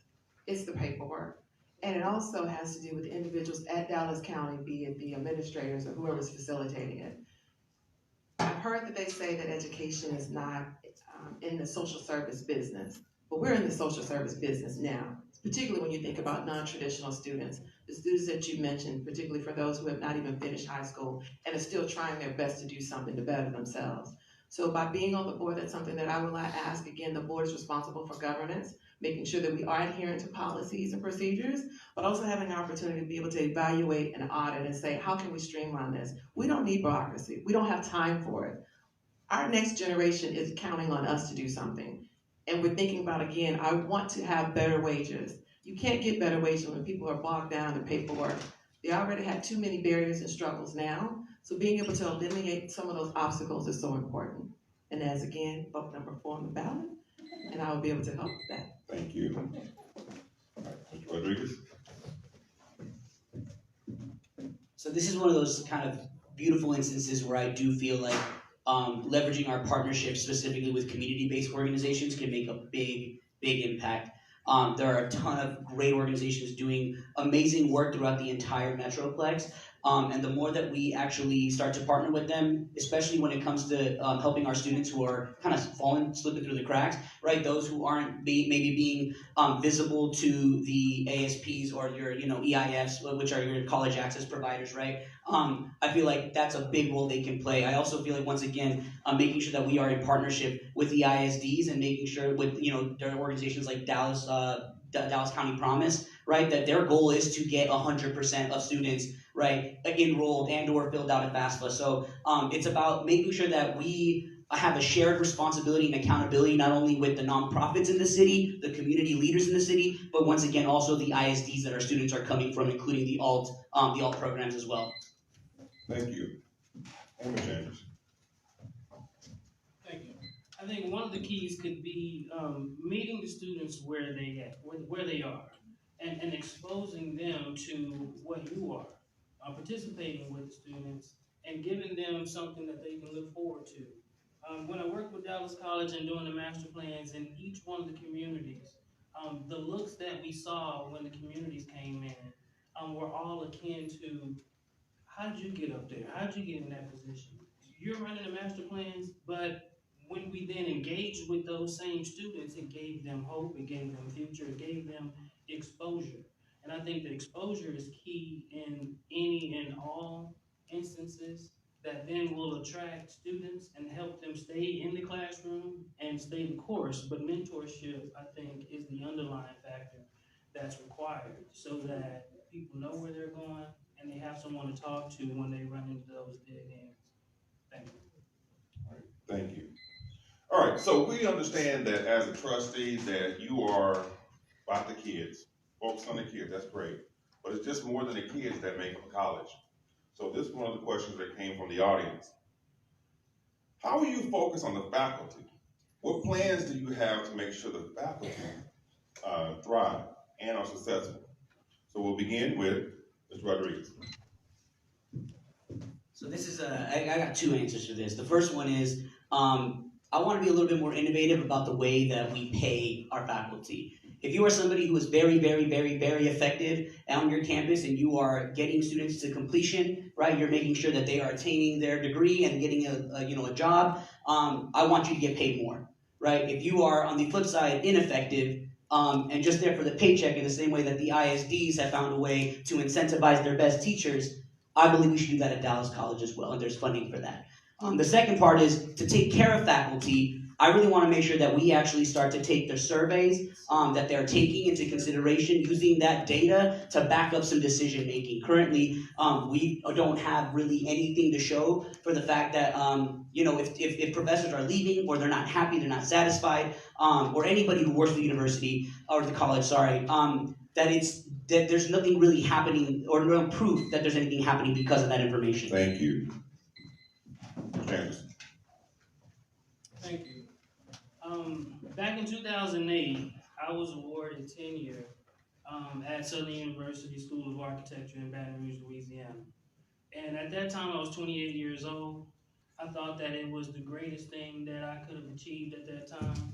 And one of the things that attracted me and that I always remembered was the college gave me support. When I came in, they asked me, okay, young professor, what is it that you want to specialize in?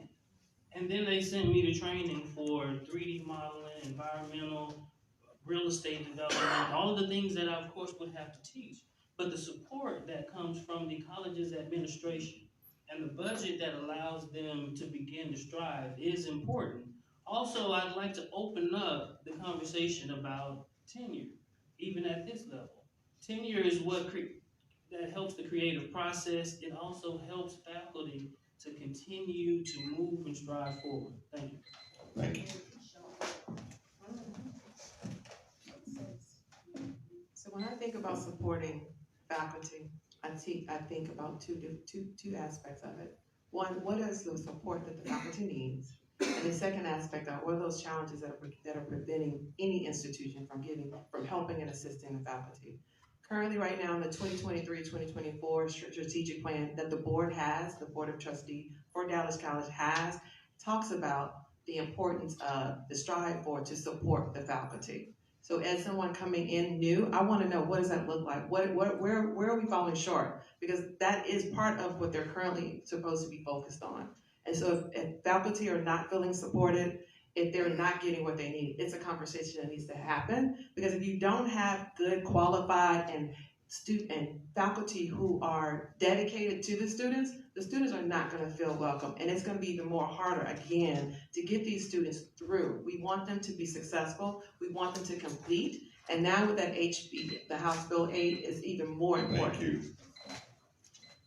All right, since we're holding individuals accountable, and thank you, we're holding individuals accountable, I just want to say one thing, excellent job of speaking to the audience. You are doing a wonderful job when you answer your questions and not looking at me. You are doing a great job with this audience and the camera, so I want to give you for that. So keeping in light of holding individuals accountable, how would you approach the evaluation, or what is your evaluation process for evaluating the Dallas College Chancellor's performance with student and teacher retention?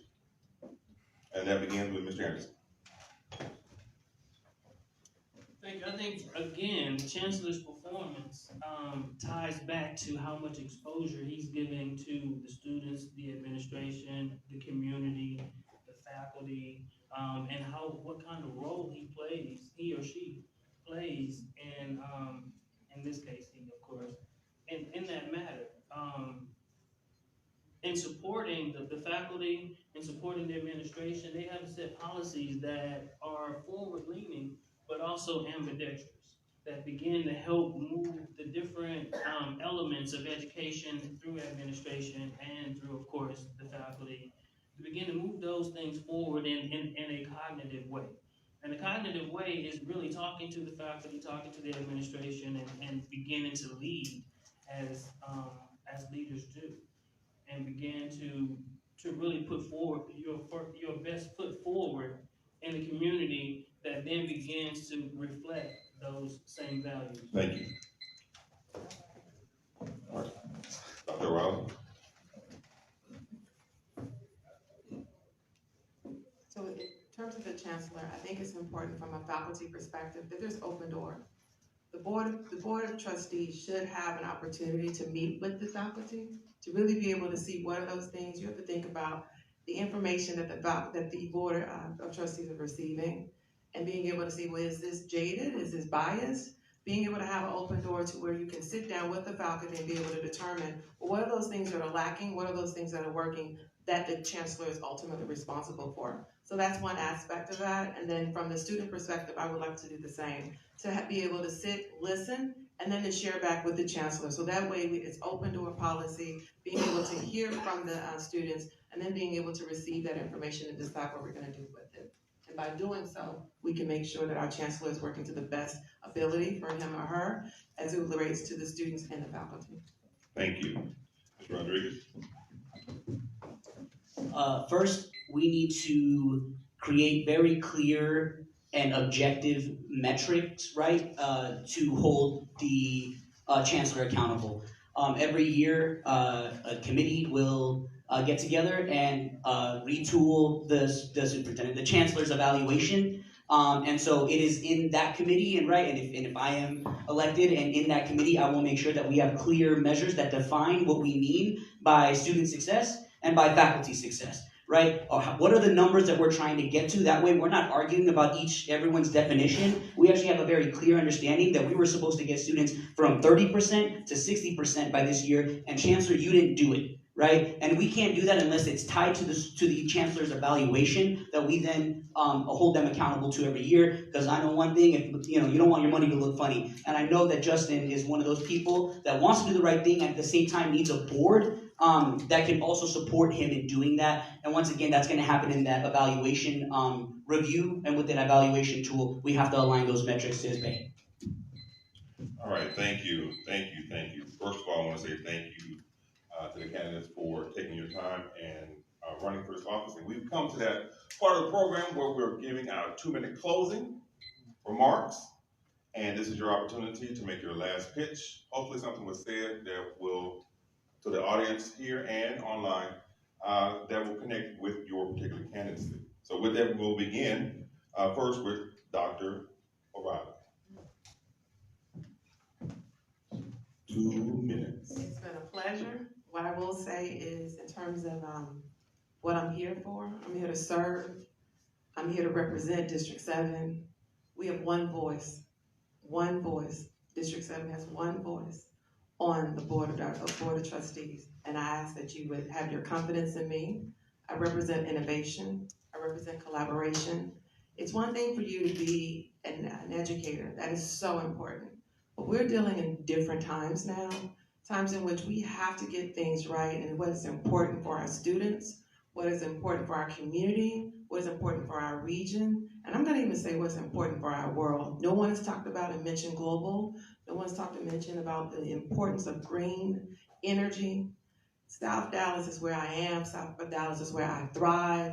In South Dallas, there's so many other opportunities and aspects that I feel that Dallas College has an opportunity to support with great and amazing innovative partnerships, with great and amazing programs for our students.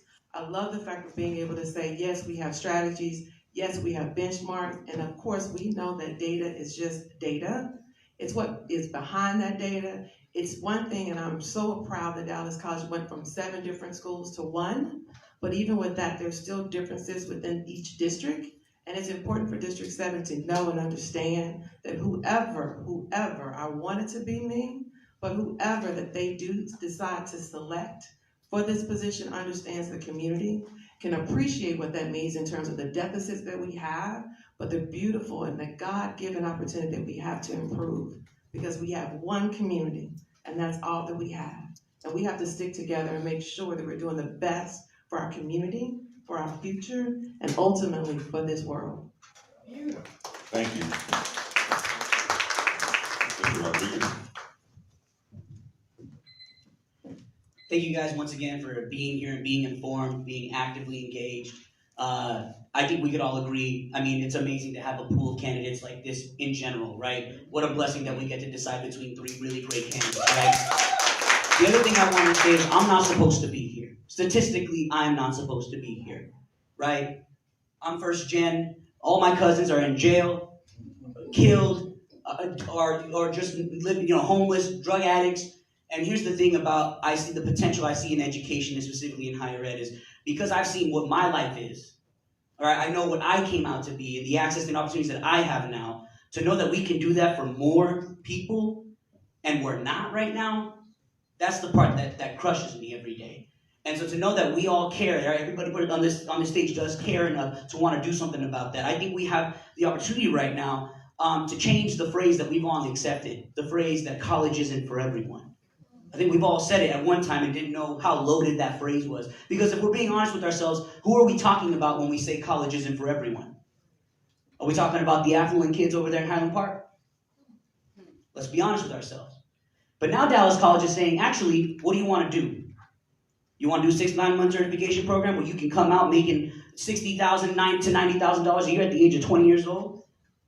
Life-changing. When I come from a household, right, where my parents didn't even make 30 grand cumulatively in the household. That changes somebody's life, right? And so when we think about the narrative, right, that we are able to shift, that college actually can be for everyone, right? That's one thing I've been saying is actually, you want a 4-year degree? Guess what? Dallas College does that now too. 4-year degrees in 2 different topics, right? Education and nursing. I love that we are now living in a time where we are prioritizing the community college, right? And that we right now can change the phrase. Actually, Dallas College can be for everyone. It's just up to you. The ball's in your court. Appreciate y'all. Thank you, guys. All right, give it up for our candidate. No, I'm sorry. Oh, you want? Yes, Well, so Dallas College has the opportunity to be catalytic. The communities that we're serving is situated in the last developable parcels of land in the city.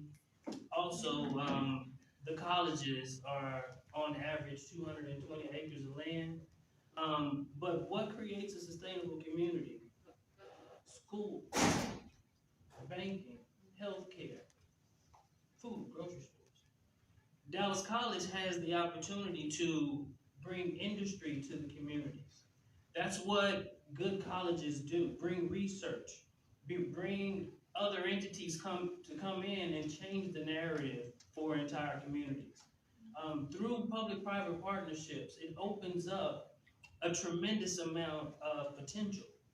And using what we call OPM, other people's money, in order to leverage our public investment with private investment to receive 10 times more than what we could have done. It takes a creative approach. It takes an understanding of policy and finance and bonds. It takes a care for the community that I have, being a resident of the district and a long-term resident of Dallas, that has taken every stride that I can to go out and prepare myself for this moment, to come back and to be effective for the communities that have helped me so much. And I'd appreciate if you guys were to vote for me. I'd do my very, very best to help achieve the goals that you guys would set for me, as well as my own goals, and then to create aspirational goals for the future. So I'm asking you guys for your vote. Thank you. Thank you, and I'm sure that everybody like me was thinking OPP, other people's platform. Yeah, I know. Okay, there we go. All right, give it up for our candidates. Thank you. We have our Dallas ISD Trustee District 9 candidates. I'll see you Saturday, right? We asked all 4 candidates to show up. So as I call out your name, please make your way to the stage. Edward Turner, Oleria Alonso, Lakeisha Wallace, and Dion Chapman. Again, just remind the candidates, I know you slept since then a couple of times. You blinked hard. Just remind you that we'll begin with a 2-minute opening. Then you'll have followed by a 1-minute question period, and then we'll finish up with a 2-minute closing. Okay? All right. So it has been said that children are our future. Let them lead the way. But with them leading the way, we must have effective leadership to help them guide them in their directions. So what we have before you are 3 of the 4 candidates running for Dallas ISD Trustee District 9. With that, we'll begin with your 2-minute opening. Mr. Turner. All right, please, as you are answering your questions, again, the audience here and online would love to see your beautiful smiling face. And I'm sure that your social media team would love to be able to capture you on video so that you can use it in your promotion. So please speak to your audience and speak to the online audience as well. Thank you. All right. Good evening. Thank you all for allowing me the opportunity to talk today. My name is Edward Turner. I am a candidate for school board trustee. And the reason I'm running for school board is because I've made it my life's mission to increase the educational outcomes in the neighborhoods in which I grew up in, particularly South Dallas. I am a product of the ISD. I graduated from the great James Madison High School. I was the first in my family to go to college where I earned my bachelor's degree in finance. I also earned my master's degree in international business. And while I do have a master's degree in international business, education is so critical to me because within my own family, both of my younger sisters are high school dropouts. And I see the impact that's happening in their lives. I see the impact that's going on in my life. And I've done a lot of work in the ISD to make sure that we bring teachers, parents, and community stakeholders to do what's in the best interest of children. I want to continue to do the work that current Trustee Henry has done when it comes to bringing equity to our school districts. I want to focus on my priorities in this race is first student safety. I want to make sure that when I send my kid to school, that I'm able to pick my kid up from school. I want to make sure that we expand early pre-K 3, pre-K 4, college and career readiness, but also understanding that we need to increase our job and trade programs for jobs that's going to prepare our students and going to get jobs that's above a livable wage. Support our teachers. supporting our staff support on the campuses, and more importantly, engaging the community. I am an advocate for community engagement, and I want to continue to engage the community on what issues that we're facing in DISD. I'm asking for your support. I'm asking you to vote for me on May 4th. May the 4th be with you. To vote for me and support for me, because I'm always going to do what's in the best interest of kids. Thank you for your time. Thank you. Wallace? Hello, good afternoon, and thank you for having me tonight. My name is Lakeisha Wallace. I'm also a graduate of the great James Madison High School, the class of 1987, that is. I've been in this community forever. I've been an advocate, a parent advocate, and a student advocate for over 30 years. My connection to the community, I went to Madison, my children went to Skyline. I also was a part of the Turning 12 program at Lincoln High School, but most of my years have been at Skyline. Most of my years have been at Billy E. Days. I've been in these trenches for a long time. I may not be very popular with a lot of people in the district or the community, but I've been doing the hard work. I've been laying the groundwork for a long time. I consider myself as being a trustee for quite a while. I get phone calls late in the night saying, Ms. Wallace, how do I do? What do I do? What policy? I've been doing this for a very long time. I didn't get a paycheck for it, haven't got one yet, but I still wake up, go, and be involved wherever I'm asked to go. I also have 4 children, of which I stated are also within the district, graduated from Skyline. But listen, they all have degrees, all except one. He's making up his mind right now at Sam Houston University what he is going to get his degree in. I have 3 professionals. One is a professional football player. The other is also a coach at Skyline. He returned back to his community, and my daughter is a doula. I am a degree individual from the University of Houston. I am invested in this community. I'm very much so invested in this district. I advocate for parents who can't speak for themselves. I advocate for children who can't speak for themselves. I am who you need in this district. I'm not afraid to stand up. I'm not afraid to ask tough questions, and I'm not afraid to represent this district. Thank you, and thank you for having me. Thank you. Mr. Chapman? Good evening, everyone. My name is Dayon Boulanger Chapman, and I want to thank you for giving me the time to speak in front of you. I am also a resident here in Dallas. I grew up here. I went to Booker T. Washington, is where I graduated from. And then I went off to start teaching. I've been teaching for the past 12 years. This is my life's work. This is not a hobby for me. This is what I aspire to do because I know that one day we won't be here. And I hope that the work that I have done will ripple way past when I'm not here. And so that's part of the reason why I'm in front of you today. Education is something that is so important to all of us. It touches everybody's lives. And so that's something that when you choose me, you choose a proponent, someone who is a proponent for education lifelong, not just from elementary to secondary through our post-secondary school, but lifelong until we're gone. We need to learn. And so that's something I take very seriously. As far as platform priorities, being a teacher, I have an inside track to what we do because I do it every single day. And to me, it makes a lot of sense to put someone who has that practical expertise on the board making decisions for our education. Put the educator in the education spot. It makes sense to me. And so when I look at those things, those are part of the reasons why I run. We got to make sure that our kids feel safe in our schools, that our teachers feel safe in our schools. They shouldn't have to take a pill to get out and get the courage to go into their workplace or to go and do their school studies. We got to fix this. And so, because I live this every day, I have insight on how we can fix that, how we can do policy to make sure that our kids and children are getting the best out of the 8 hours they spend on our campuses. So, we'll talk more about policy, but what you need to know is that when you vote for me, you vote for an educator, and an educator has all the education in the world, but it doesn't matter if we're not putting it in the right, if we're not using it effectively. And so I implore you, put the educator at the highest legislative body in Dallas so that we can make sure education stays the priority. Thank you. Thank you. Thank you. All right. I love this group because you all pretty much answered the first question I normally would ask. So either y'all were watching or you're just as smart. So we'll go with that then. We'll go with you are just as smart. All right. So let me ask this question then. Can you describe a recent policy change implemented by the board that you agreed with and one that you disagreed with? So we'll begin with Ms. Wallace. A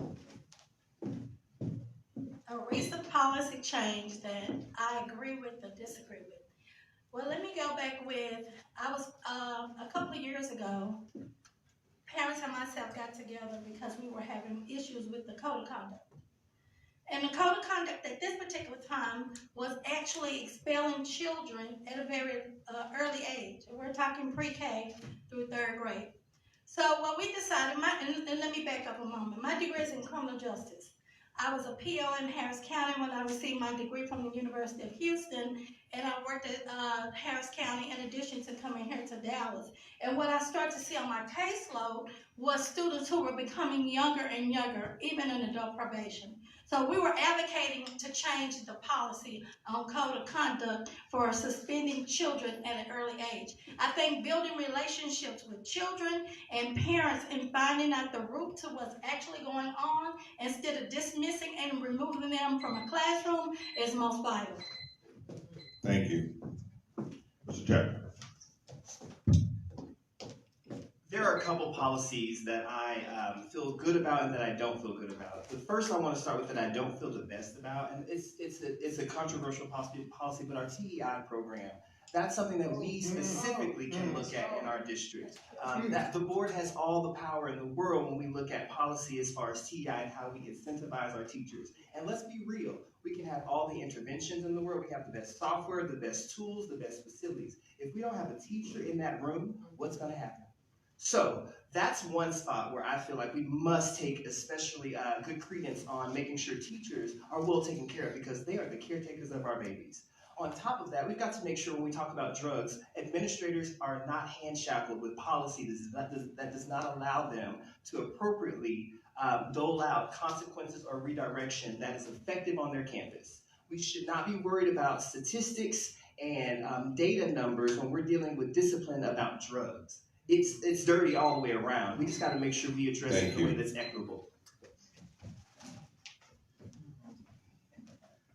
As a community organizer, when I came into this work in organizing parents, I advocated and organized other parents and other stakeholders to advocate behind a discipline policy because we realized our babies were being suspended at an early age. So by working with the current trustees, I looked up the data, I did the research, and brought it to the district and said, listen, you are disproportionately suspending younger kids, which is leading to a school-to-prison pipeline. From my work in organizing parents, a discipline policy came about. Now we have kids in the classroom. We have not only just keeping them in the classroom, but also teaching kids positive behavior interventions where kids are learning about conflict resolution, how to deal with their issues, how to tackle their problems, and keep the kids in the classroom so they can learn from their mistakes. That's more of a proactive approach. And once I become trustee, I want to continue to look at whatever policies that are creating barriers for our kids, for our teachers, and change those policies to do what's in the best interest of kids, as well as the ones who are teaching and supporting our kids. Thank you. Thank you. All right.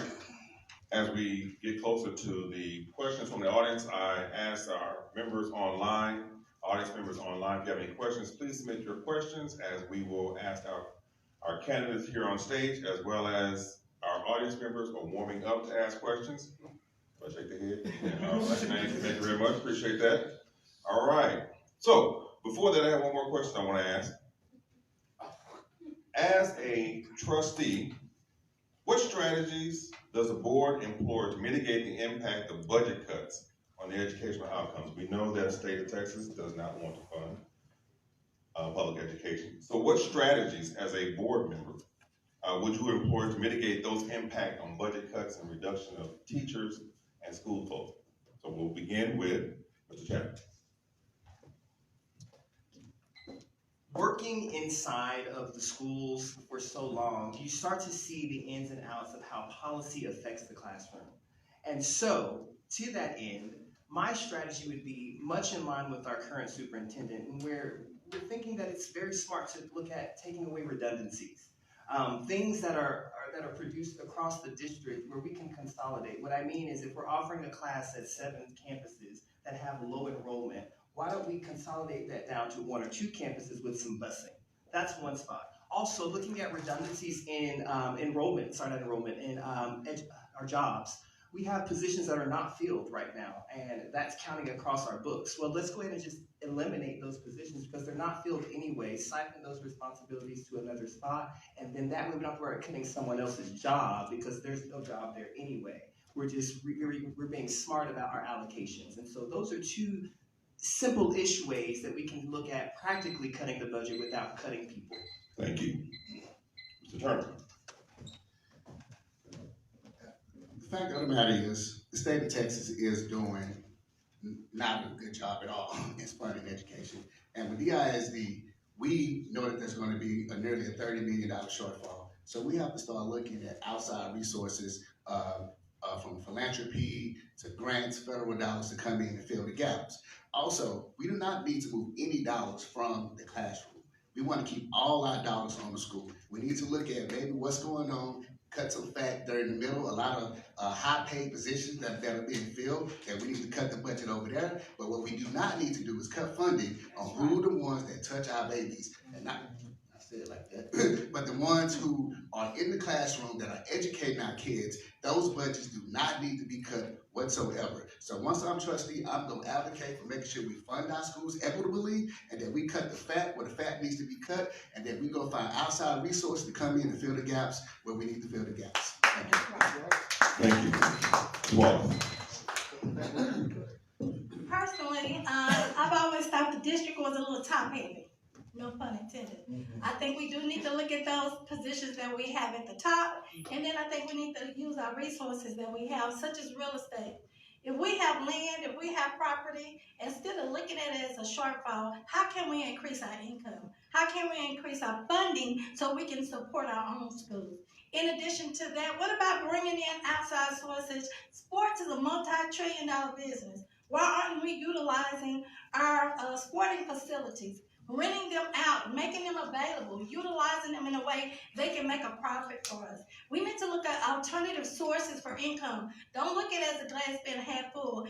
Look at it in a different direction. Let's bring in money, even if we know we're going to have a loss. We can still make more money to cover our expenses. And if we're going to be losing teachers, I understand we're slated to lose about 113 teachers, 75 plus APs.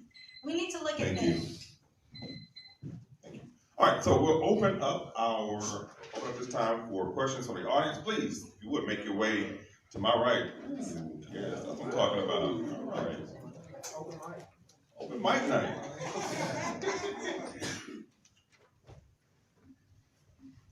Thank you.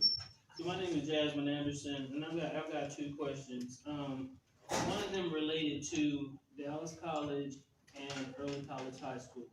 There's been tremendous effort in aligning those programs with all of the schools. However, to my understanding, the completion rate has not been what we wanted it to be. Are there efforts that you can share with us that you would employ, provided you are afforded the opportunity as a trustee, that would help mitigate that? Secondly, is a... Well, that's the question. Everybody understand the question? All right. We'll start with Mr. Turner.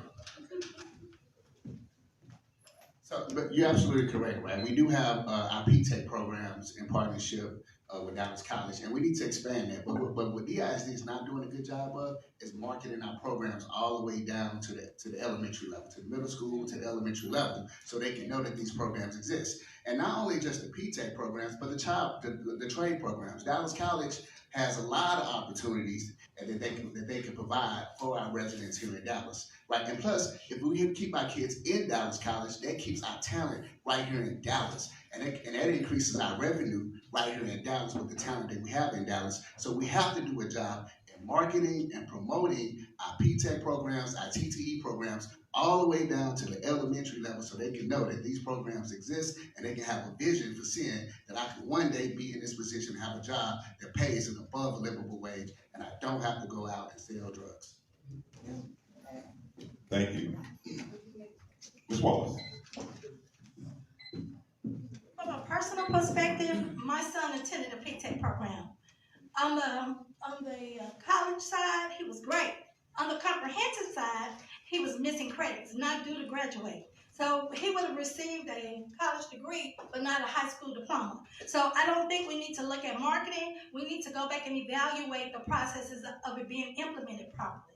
I am a product of El Centro Community College. I left high school, James Madison, and went into El Centro.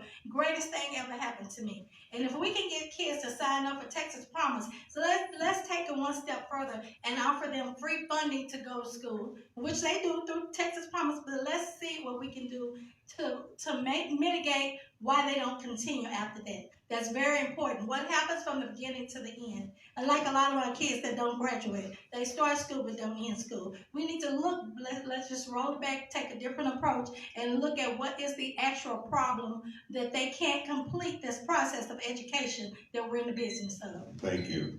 Mr. Chapman.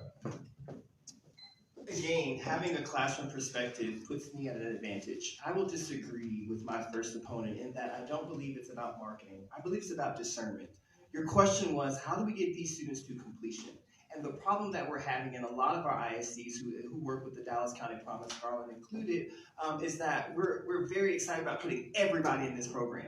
And we don't guard that not everybody is ready for the program at that time. And so we end up inadvertently pushing students through a program that they almost make it, then they are expected to do things where they can't complete on their own because they're not ready. And so my answer is discernment. We've got to make sure that the metrics around who we invite into those programs are honoring what those students can actually do, not just to get as many people in for money. We've got to make sure that this is about the kids, not about the money, because then they won't be successful. And then they'll go on to a college program where they think they have the ability to do it, and then they drop out because they find that they weren't. And so we've got to protect them. Thank you. Thank you. Hello, everyone. My name is Anthony, and my question is regarding student safety in the schools. So since the rise of social media and how easily accessible it has become for the majority of children in schools, what are some of your plans into addressing cyberbullying and bullying in general in DISD schools, considering there have been reported cases recently of principals not doing enough to address these issues? All right, anybody else have a question? All right. Ms. Wallace. As a parent advocate, ding, ding, ding, ding, ding. This is me right here. This is what we've dealt with in our schools and in our communities for quite a while now. I pulled my emails last night. I've been at school board meetings for the last 15 years talking about safety and well-being of our students. This is a major issue, not just at Wilma Hutch. We all know what happened this weekend. A kid, Dad said it perfectly, clear backpack, wands, the metal detectors, supervisors, you name it, security and police, but what happened? Until we learn how to address these students in a way and meet them where they are, you said it earlier, we have to get down to where these kids understand conflict resolution. How can I resolve my issue with you without pulling out a gun, having to think that that's the best way to solve it by shooting or trying to cause harm to you? 48% of our kids that go to school are afraid to go into a building. They are scared. They are afraid. That is according to the survey that was received by the district. Thank you. Mr. Chapman. So when we address this issue, the first thing I want to say is that we've got to address it from a student emotional learning approach. We've got to address their social and emotional learning because this is a social issue. And so as teachers and administrators, our job is going to be making sure we rally around those students to show them that you need to have a support system. When you're not in your home space, you've got to have a support system that helps you operate in society. That's the first part of engaging their social emotional learning. And then we've got to show our students and our community that we're connected. These issues don't just stop when the kids enter the front door of the school or when they leave and go home. We've got to show that these things cross paths and we are there with them, whether it's at home or at school, to be their support system to get them through these social issues that are very real. Thank you. Thank you. Mr. Turner. Yeah, as you see, my number one priority is student safety because, as we all know, kids can be mean, right? My daughter has dealt with bullying and she's 13 years old. But also, we have to think about that the school can only do so much. This starts at home. We have to keep in mind that these kids that are bringing these guns to school, they're watching this on cell phones, they're watching the music videos, and every time you see a rap video, what do you see? They're talking about killing one another. And these kids have this same mindset that they bring to school. And the teachers, yes, we try to focus on social, emotional learning, but we have to also go into partnership and let these families know nobody wants their kid buried. Nobody wants their kid to go to a funeral. So they need to understand what are the real consequences behind their action, because you better believe that there's a system designed to put them in prison if they continue this behavior. So we have to educate not only these kids what's the consequences, but we have to let these parents know what are the real consequences when your child decides to be a bully. And you as a parent, if you're teaching your child bully behavior, you too will go to jail. You see what just happened up north. Thank you. Well, this thing on fire tonight. As a group born and raised in South Dallas, I have a two-part question. My first question is how long you been living in District 9? And two, who are some of the folks that you've been working with in the last 4 years in District 9? Not just South Dallas, but across the district, in District 9 in particular, community partners in District 9. Thank you. Anybody understand the question? Yes. All right. Mr. Chapman? Well, this question puts me at a slight disadvantage. I am the newest candidate to District 9. I moved here just 2 years ago from District 13, Dallas District 13, which is where I had my roots. And so to answer your question, in the short time that I've been here, my network is vast. Just because I didn't live in this district doesn't mean I'm not a part of Dallas. I serve as, obviously a teacher, which gets me connected, but I have a big connection with the Dallas Symphony Chorus, and I also have a connection with our other teacher groups in Dallas. And so what's important here is that when we look at community connection, it's not about just organizing, it's about the everyday, day-to-day. And so that's something that I've been a part of since I started, since I graduated, because this place means everything to me. This is where I live. And so I guess my short answer is every single day that I moved here, that's what my connection is being, that's what my work is being doing.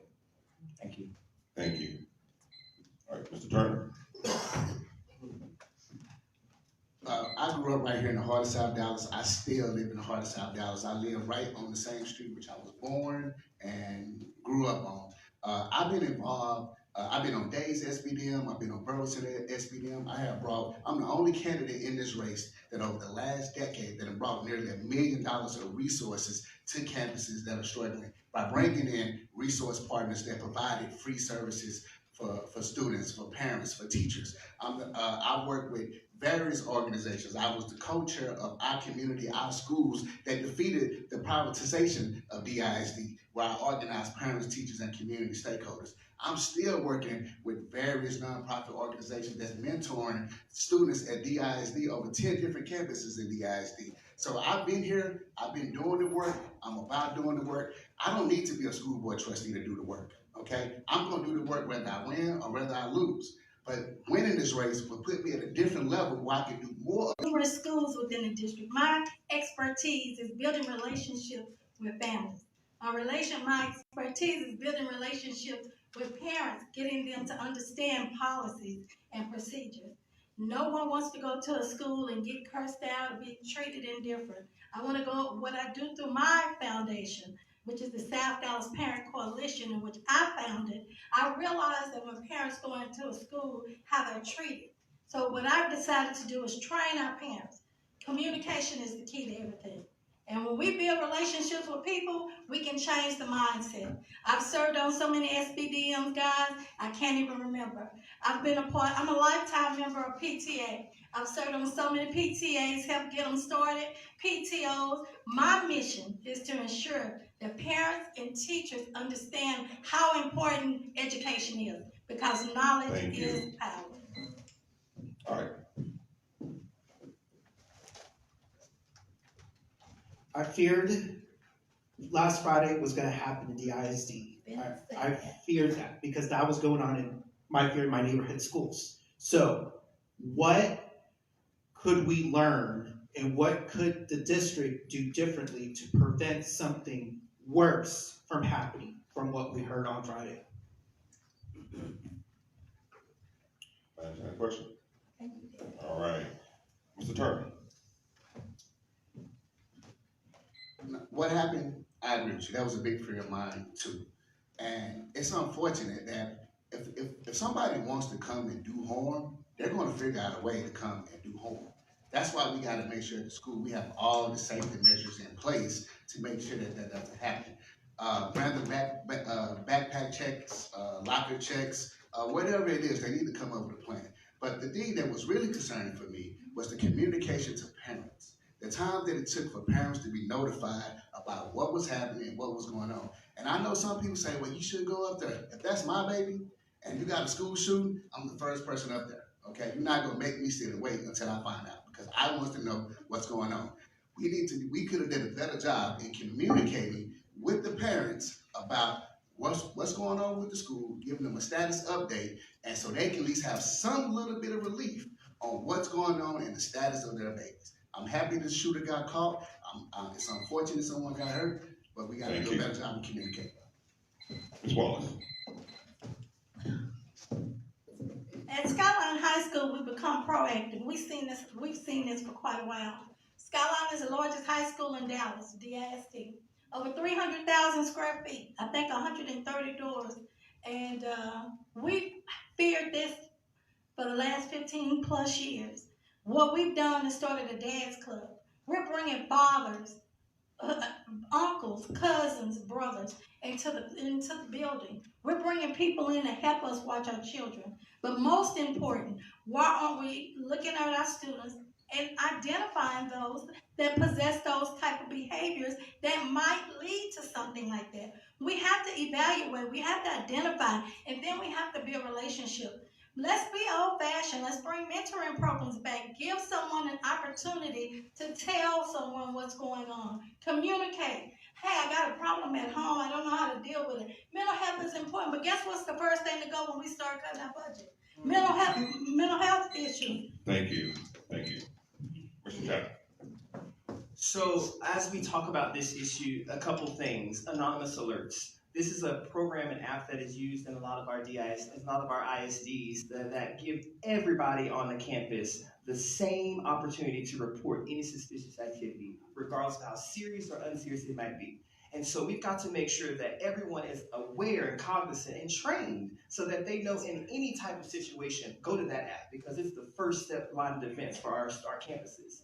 On top of that, we've got to make sure that students don't suffer because of money. We need to put at least 2 school resource officers on every campus and 3 on high schools. Because again, as my colleagues mentioned, this is not adults bringing the problems in. These are our babies. And so we've got to make sure that we have people on campus who are equipped and trained to deal specifically with our students so that we can mitigate any of those dangerous opportunities that they might arise. Again, this is something that they're doing, so we got to make sure we're approaching them where they are. We can't. Thank you. Thank you. Let me just say, I love the audience questions. Again, if you're online, please submit your questions to be asked by our candidates on stage. Good evening, Ola Allen. I have 2, but he hasn't given us directives and direction on. Combine it. One of my most important is this methodical system that the board has when you come down and speak. I am challenging you guys to change that concept. Find a way. I need you to tell me how can you find a way to reach the presenters? How can you find a way to have someone to explain to them exactly their concerns instead of letting them come down, talk, and go away the same way they came in. And number 2 is that we need to work on communication. We have so many parents who knows nothing about SBDM. We have over 40% of our schools have no PTO or no PTA. Until you develop a program, a concept, a system that involves parents, you're going to continue to have problems with students because parents are our students' first teacher. Thank you. Thank you. Everybody understand the question? No. Can you abbreviate? Was it just a statement of awareness? Okay. No, she I'm gonna give the abbreviated version. Hold on. Abbreviated version. Okay, listen. I like for you guys to, this methodical system they got, when you come down to speak, I'm asking you guys to challenge that, change it. Because you come down to speak and that's the end of it. Number two, I want us to start trying to get parents and communities involved with communication. We have lack of communication, it's no good. We need to get rid of it. Okay. All right, with that being said, we'll start with Ms. Wallace.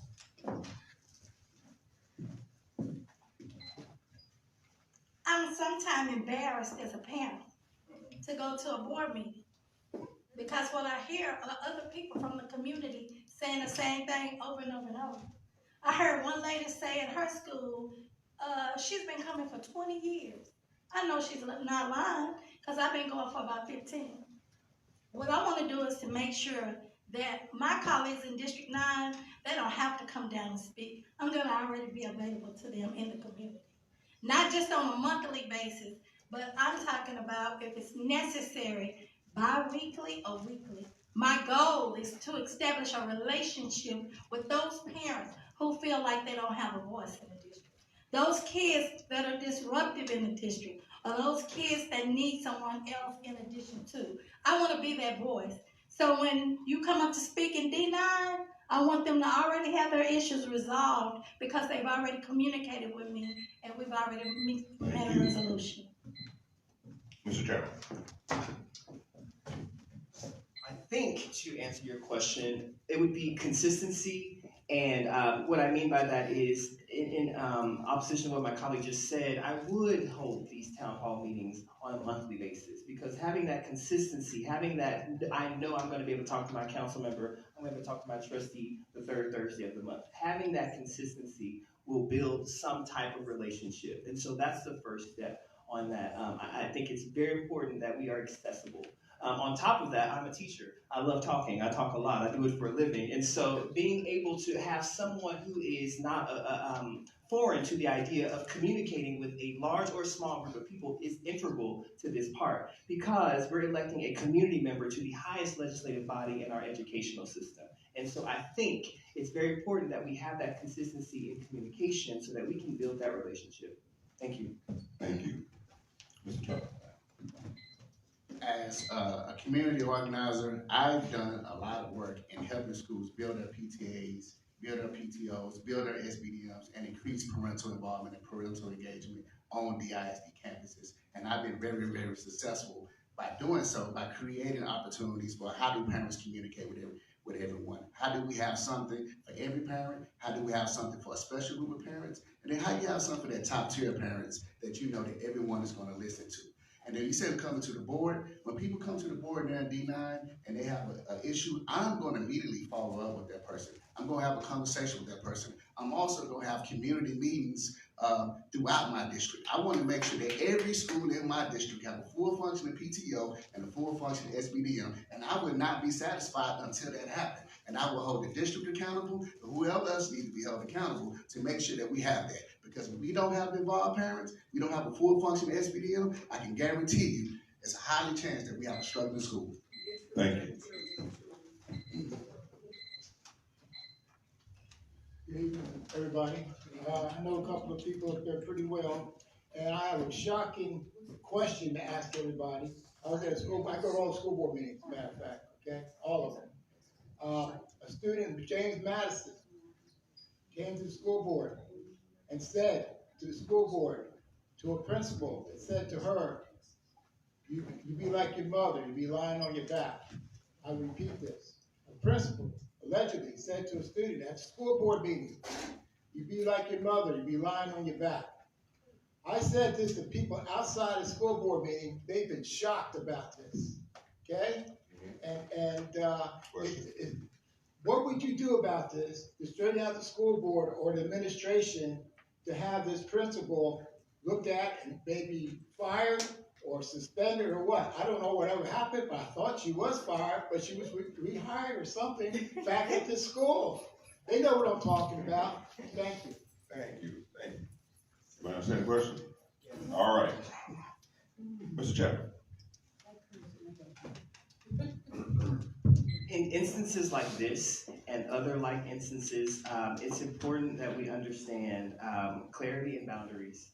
Every employee of Dallas ISD has our name on them, and so we want to make sure that they comport themselves in a way that is honorable to that name. And so to answer your question, Our board must empower administrators, and at times, if we need to, we must take strong hand and outline for our employees that this is the comportment that we must follow, and if you're outside of it, this is the consequence that will happen, that must happen. That way, we have no gray lines or gray space about what we should and shouldn't be doing, because things like that shouldn't happen in a setting like that. So just being clear and concise about how we communicate and what our expectations should be for all of our employees, I think is the way to nip something like that in the bud. We can't be comfortable. We've got to be clear. Thank you. Thank you. Mr. Turner. You know, normally in an ideal situation, if a teacher misbehaves, you go to the principal and have the principal administer the consequences. You have to ask yourself, is this individual helping kids or hurting kids? And if they are hurting kids, they don't need to be around kids. So as a school board trustee, no, I have no control of hiring and firing the principal, but I can sure put some pressure on the superintendent to let that superintendent know that this is not for kids. And I can also organize the community and organize other parents and other stakeholders and let them know that this is unacceptable. If you're going to disrespect one kid, you're going to disrespect a lot of kids. And we don't need anyone in our schools bullying kids or disrespecting kids. Because oftentimes you will find the kids are not the problems, the adults are the problems. And that's what we're going to do, and that's what I'm going to do once I'm elected. Make sure I hold adults accountable for what they do to kids. Thank you. That's good. Ms. Wallace. Good answer. Actually, whether or not we believe it, we're in the business of customer service as educators. And what happens if your customer service is poor? A lot of time your business is sometimes rated poorly, or people just refuse to come back. And what we're seeing in DISD, parents are opting out. They're opting to go to other places and receive education for their children. We need to get back in the business of servicing our customers. We need to make sure that if that does happen, we take it to the next level. There's protocols for this. If kids are being disrespected or bullied, or vice versa, if teachers are being disrespected, bullied, we have to have protocols and we have to follow that. And we have to have a relationship with our superintendent, because what we have to do first and foremost is protect what's the most important thing, and those are our kids in those classrooms. Because if they choose not to come back, what happens? They turn to the streets, and we just can't afford that as parents or educators. Thank you. Thank you. All right. This question comes from online to all the candidates. How can you address creating smaller class sizes for poor performing schools and increase the equivalent of full-time employment positions regardless of the campus rating? I'll read it again. How can you address creating smaller class sizes for poor performing schools and increase the full-time employment positions regardless of campus rating? And we'll start with Mr. Turner. Well, that definitely comes a challenge because you got to think about the way schools are funded. Okay, schools are funded based on the metrics that the state sets in place. Of course, we all would like smaller classrooms, but when you think about hiring practices, everything is based on the amount of kids that you have in the classroom, the attendance level that we have the kids, because schools are paid based on attendance. So the question that we really have to be asking, if you want these things, is we have to increase the attendance rates on our schools that are struggling, and the kids that are having issues with attendance, how are we being proactive? Because when we don't have kids in school, we are losing money, and then when we're losing money, we don't have resources for our campuses. So I will focus on making sure that we increase our attendance level so we can get the revenues that we need so we can hire more teachers to sustain that particular school. Thank you. Ms. Wallace. What I'm more so interested in is something we used to do back in the day, and that is take children and pull them out or put them in smaller groups. So how can we justify when we're going to be cutting money out of this budget? We're losing $50 million from the state, and then we're at a $70 million shortfall ourselves with the district. It's almost impossible for us to make the classroom smaller. We're losing approximately over 100 teachers. So what can we do other than that? Identify those students that need that additional resources. Offer remediation on different, let's bring back Saturday school. Let's look at alternate ways to educate our children Monday through Thursday, use Friday as an alternative.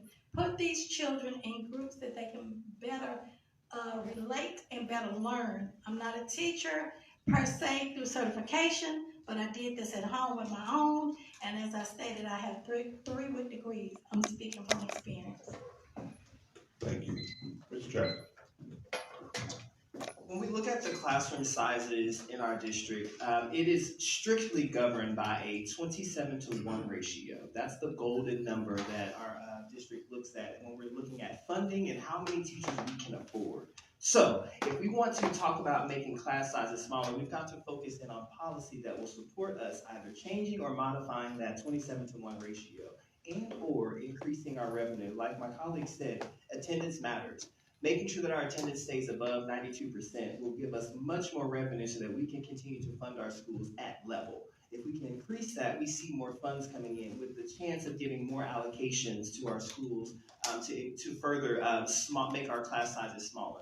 But realistically, we've got to look at policy. It's policy that mandates how many students we're going to have in a classroom. And so if we're unhappy about that, we need to organize and make policy that is smarter and that will actually advance the issues we want in our classrooms. That's how we address that issue. Thank you. Thank you. All right. Man, I had some really good questions from the audience, from either online or in person. I still had a whole bunch of questions I wanted to ask y'all. Email. I got like four pages of questions I could ask. But unfortunately, we've come to the time where we will have a 2-minute closing from our candidates. This is your time for you to, your one last pitch. Make sure that you give to the audience how they can get in touch with your campaign. Make sure that you get that information out. And we'll begin with Ms. Wallace first. You have 2 minutes.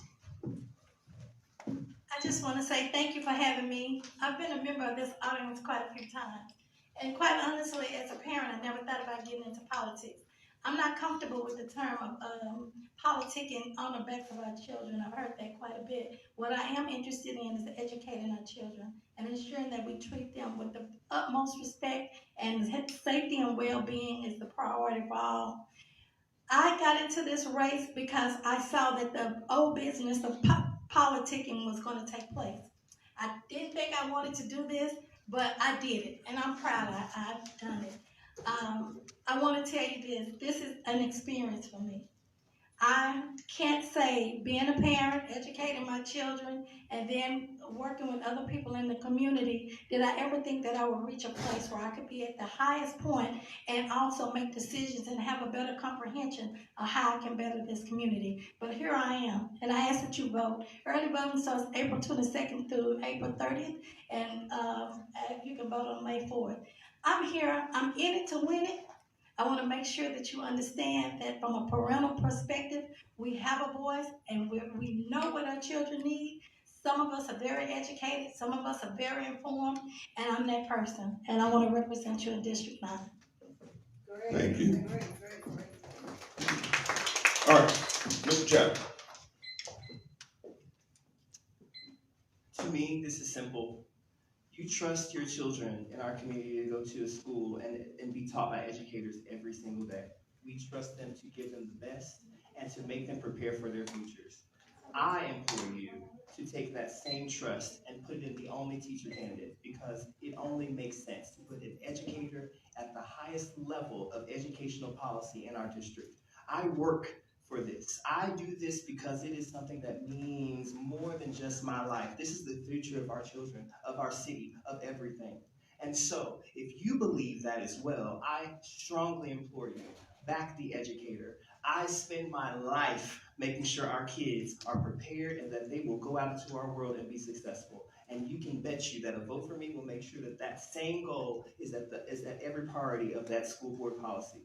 This is what we need. You must elect an educator to the highest highest policy-making body in Dallas. I am available at dbcfordallas.com. That is my website. Please, you'll see my signs all over the place. Reach out to me. I have a big, vast network of teachers who I work with. And so again, when you vote for me, you're not just voting for this one educator, you're voting for us all. We work hard for you and your kids every day. Let me continue that work on the board. Thank you. Thank you. Mr. Turner. I'm a product of Dallas ISD. I'm I'm a graduate of Great James Madison High School, like I mentioned before. I'm the first in my family to go to college. I came back to this community, saw it and died in me. I started doing the work to increase better outcomes at our school. I'm the only candidate in this race that started to help start our community, our schools, where you brought AFT, NEA, the Teachers Union, other nonprofit churches together to defeat the privatization of our education system. I'm the only candidate in this race. Also, let me not say that, but also working with Lakeisha Wallace to make sure that we have a discipline policy to make sure our kids are not getting suspended. I've worked in this race to bring, I'm also the only candidate in this race that has brought wraparound support services to nearly 10 different DISD schools in Dallas ISD. I've been doing the work. That's why I'm endorsed by the current trustee. I'm endorsed by the former trustee, Trustee Nuttall, as well as Trustee Ron Price. I'm endorsed by both AFT, both NEA, the Dallas business community. Why? Because they know my track record. They know I've done the work. They know I would not, and I can assure y'all this here, a vote for Ed Turner is a vote for someone that's gonna do what's in the best interest of kids and not what's in the best interest of adults. I'm asking you to vote for me. You can go to my website, www.turnerfordisd.com, to learn more about my candidate. To learn more about my candidacy. I need your support. I need you to vote for me. Election day is May 4th. Again, my resume shows that I am the most qualified person to be at their board because I am a collaborator. I am one that has done the work to show that I will always do what's in the best interest of kids and never in the best interest of adults. I'm asking for your vote. Thank you. Thank you. All right, let's give a round of applause to our candidates. Thank you for being here tonight and giving us your platform. With that, exit stage left or right. We have not only, how many elections in May? Two. First one, May 4th. May 28th. And May 28th. Early voting for May 4th begins April 22nd through the 30th. All right. With that being said, until we meet again next Monday Night Politics, thank you for coming out. Thank you online for being with us. See you next time.